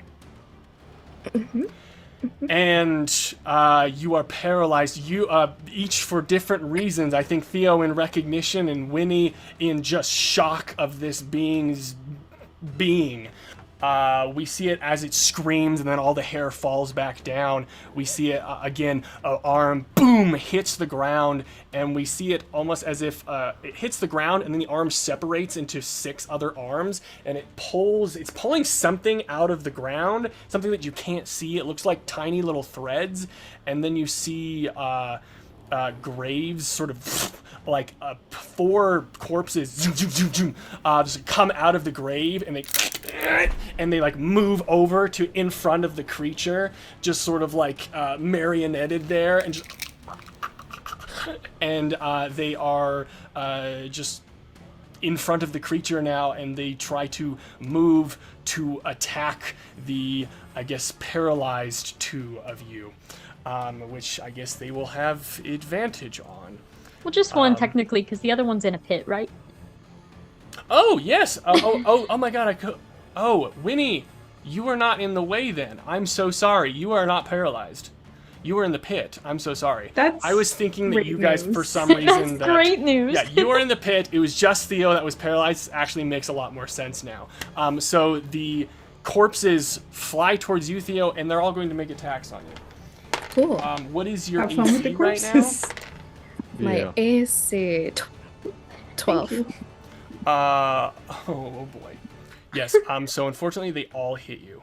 I'm gonna need you to individually. I'm gonna need you to give me 4 separate con saves, DC 11. Just tell me in what order you failed or succeeded. Yeah, that's 1 fail. Okay. That's 2 fails. Okay. That's 1 success, barely. Okay. And then 21. So okay, success. awesome. So only 2 fails. So you first take 25 damage, and since you failed that, your HP max is permanently decreased by that amount. That is the first 2 attacks. Jesus. Okay. The rest is 20, but it does not decrease your HP max. Okay. Theo just starts repeating, not cozy, not cozy, not cozy, as she bleeds everywhere. And it's just a bunch of like, it feels like they're all just kind of like being moved and slamming into you, and then some are like grabbing you and just squeezing you, and you feel like a couple of pops of your bones as they're just like wailing on you from this thing. Yeah, it's very, very scary. That is the monster's turn. It actually starts to move towards you. It's just like all these different hands coming out of the hair, and it's getting closer. It's like, it is time for you to be judged! And moves closer and closer, and then Vetra's turn. Vetra's like, well, at least it's just me. I can get out of it. Jesus Christ. At least it's just me, it's fine. So this coffin is like, I'm laying on my back, right? I'm not like straight up. Okay, yeah. So laying on my back, there's this moment where I'm realizing that I'm in a coffin, and there's this moment of like almost panic, but it's not because I'm in a coffin. It's because it's almost silent in here, and I don't want the voices to start again. I don't want to hear that again. And I turn and I pull my shield from behind me, and I know there's smoke. I can feel the heat. I know that I'm going to be, if I am able to burst out of here, bursting out in potentially fire that I don't know how far it's spread. But I close my eyes, and I'm going to just slam my shield into the top of this coffin and spend a charge to just kind of burst the top of this coffin open. Hell yeah, give me an attack. That's a dirty 20. All right. Yeah, honestly, just describe what this looks like. Yeah, so sitting there almost hyperventilating, grabs the shield, goes to slam it, and then like the camera sees just the coffin from the outside and sees it just burst upward, and there are all the like cinders flying around everywhere, and then Vetra just stands up and is like a silhouette in the flame that is rising up around, looking out and seeing everything through smoky eyes as the rage has just taken over her, as this just blue smoke is spilling from her eyes. She looks around and she doesn't see Dol. She doesn't see Winnie. She sees Theo standing with an expression that Vetra hasn't seen in a very long time. And she sees this creature moving toward Theo. So I am going to charge towards this creature and use my second attack to attack from the back. Hell yes. Give me that attack, boy. Great. For some reason, I was like, oh, I have advantage on attack rolls. I don't have advantage on attack rolls. I have advantage on. So this is really bad. Reckless attack, I think you do. Yeah, but I didn't say it, and I feel like that's cheating now because I got a natural 1 first. Oh, no. So we're going to take that natural 1 because I'm a dramatic bitch. This is perfect. So what happens? I disagree, but Yeah. So what actually happens now is you're running up behind it and you're like getting ready to attack, and then just it's like turned around and it's facing you, and it's like moves. It's a big ol' hammer like scale looking at you, but then you feel cold around you. You see this mist is starting to slowly enter in from like the edges of the dead forest that's around you. You can see like ice crystals starting to form in the air, and the creature seems also confused and is like looking around, and you see what almost looks like clouds getting closer and moving closer to this creature, and they materialize slowly, and it looks like there's 13 of them, and they're all these armor-clad wraith-like knights, and they all have their swords readied, and they're like moving in one, like sort of sliding close, almost as if they are floating, and you can't see their faces. It's all black. It's very, very much ring wraith type stuff, and they're all moving towards this creature, and you are pushed back from something, and you take 10 damage. It is not bludgeoning. It is magic whatever this is. You are like pushed back and flown back 15 feet, and these things that are coming to materialize, that all moving as one, they say, "You have broken the one law." And then they all stab this monster in unison, and it says, "And we have come for you." And the thing starts to scream horribly and twist, and they just keep stabbing this creature, and then these red swords start to materialize and floating around in the air around this circle of these 13 knights that are all stabbing this creature, and it is starting, the red swords that are glowing are starting to rotate slowly around this creature, creating a thin line, almost as if a red crown, and it goes faster and faster and faster and faster, and you hear the screams, and then these shadows are starting to spread inside of this circlet, and it's starting to consume this creature, and it's just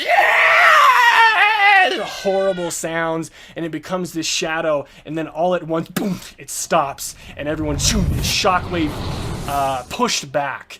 And for that split second, when the shockwave hits you all get a flash of a forever battlefield, gray-toned, very familiar to Theophania, this gray-toned battlefield that goes on forever, these broken banisters, these torn flags, and then this eerie, boom, black tower that is all-consuming on this landscape with this red crown atop it.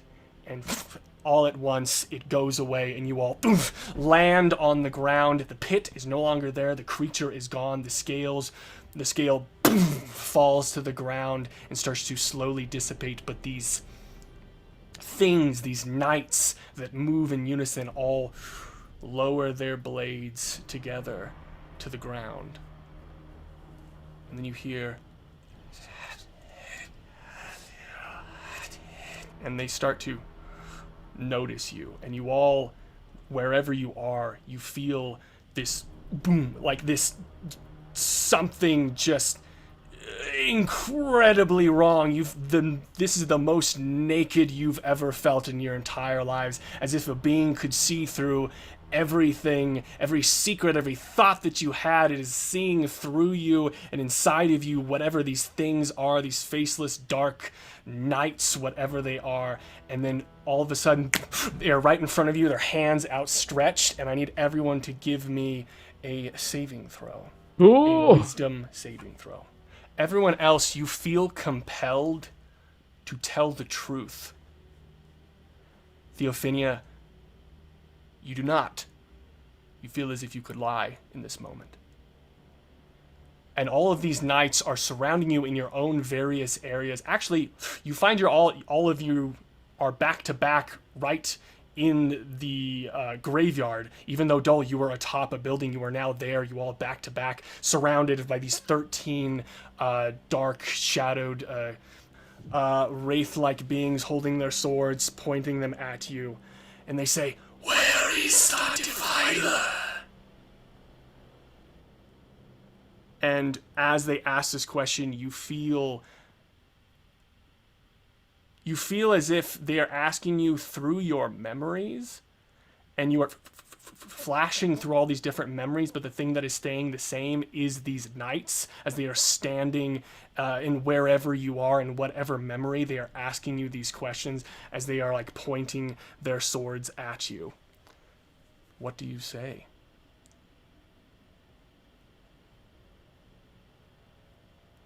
The Deviler's not very specific. I can think of a couple people who might live up to that title. You have a name? What does everyone else say? I don't know where he is. He wrote letters. That's all I know. You think they're talking about Vigo? I don't know anyone else. Whatever he had become. What does Theo and Vetra say? You can also choose to say nothing. But Yeah, Vetra clenches her jaw. He died. You feel pain when you don't answer. Yeah, I figured so. Yeah. You feel You feel pain for 3 damage. And sorry, Theo, you were saying? He died. The heroes killed him. The one you're looking for is long gone. Deviler, where is Torith? and you all feel this recognition. You remember Tom, the wizard that saved you all from the tower. You remember the kindly old wizard who gave you the power to rule the Knights of Nemeria, that was always there, always by your side. And this all sort of has a little connection to you. Winnie chokes out this sigh of indignance, relief. It's hard to pin, but there is a lot behind that. But most of all, she seems pleased to hear Tom's name. And they say, "We know of your relation. Where is Tomrith? He cannot hide from us any longer." Do we know? Like, out of character, do we know where he is? I would say you know that you have not seen Tom in person for the past 2 years. The only time he talks to you all is through that special mirror. You do know that he has a, like, castle that kind of moves Dracula style, or like a Castlevania style, where it's like, and then it appears somewhere else. You do know that it is in the capital of Nemeria right now, in Thanes. But you have not seen him in person in 2 years. I don't know of his location, but I speak with him frequently. You will not hide him. We're not hiding him. He just said he doesn't know where he is. This world has hid him for long enough. We will come for him. You will find him.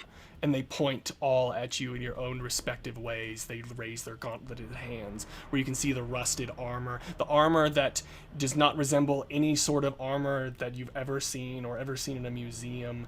It is alien to you. It is ancient. It is old.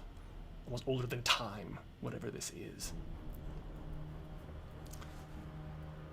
And I would say one of them, when they ask you, Theophania, where Tomrith is, they say, "You are known to us, Shadeless One."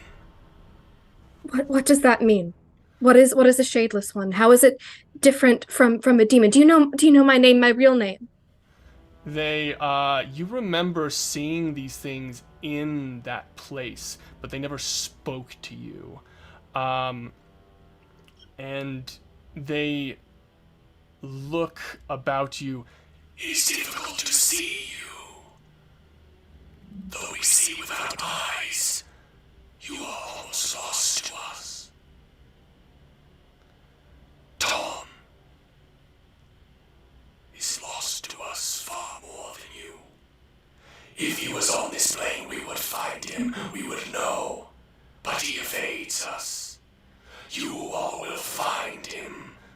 He has broken the one law, and we have come for him." What is the one law? Death claims all. Give me more time. Give me a little bit more resources. 10 days. And there is no one who is... Days, or we will come and rip your world asunder. You will find Tom and give it to us. 10 days' time. They look at Theophania. "The king will allow you in the Shadowlands once again, but only for a time. His abominations we will take." And they start to slowly back away as they are sort of starting to become more ethereal and fading away. Is there anything you'd like to say or ask to them before they are gone? Vigo. Someone named Vigo. Is he lost to you too? They are not in our lands, nor have they passed through. And then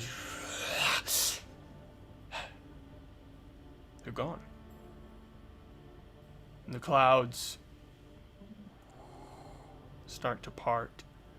The creature The dwarf ore spine is gone. Nothing remains but the scale that is slowly turning to dust. And Dull, you feel something click in your pocket. I'm gonna reach inside. You pull out, if you remember, in that fight with Vigo, he put Yeah. something in your pocket. Mm-hmm. And you've kept it. It is a disc, kind of like a cryptex. That's a bunch of strange symbols on it, but you haven't been able to open it in the past 2 years. But now you see 2 slots have opened, almost like little fly doors have opened out from them. And you see 2 things. You see a paper that has a name on it, and a little black stone. The name says Emmerich Crawley. And Winnie, you know, that is 13th hero of the Heroes of the Great War, the Warlock hero, who supposedly died during the Great War. You realize that these are 2 separate items, and you have a choice to make. I think I know what Tom's doing. I think I know what he is or what he's trying to become. If he gets through with it, then there's nothing left.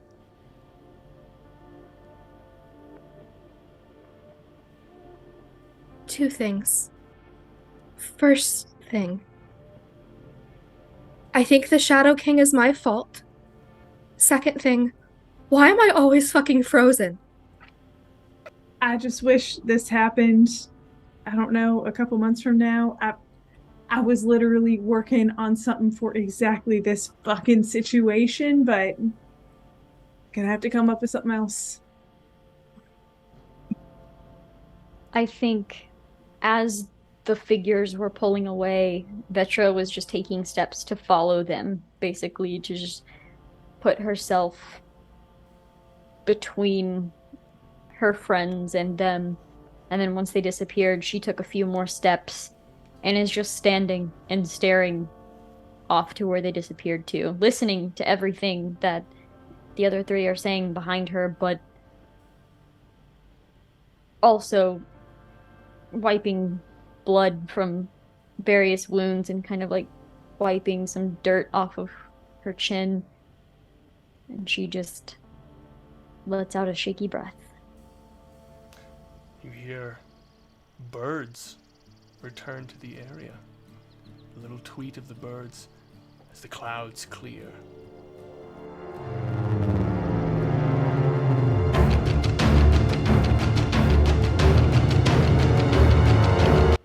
Welcome back, everybody. Welcome Yeah. back, Christ. motherfuckers. Oh my god. Fucking hell.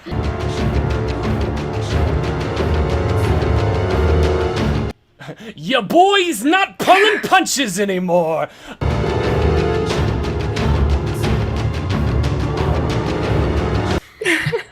What the hell? What the fuck?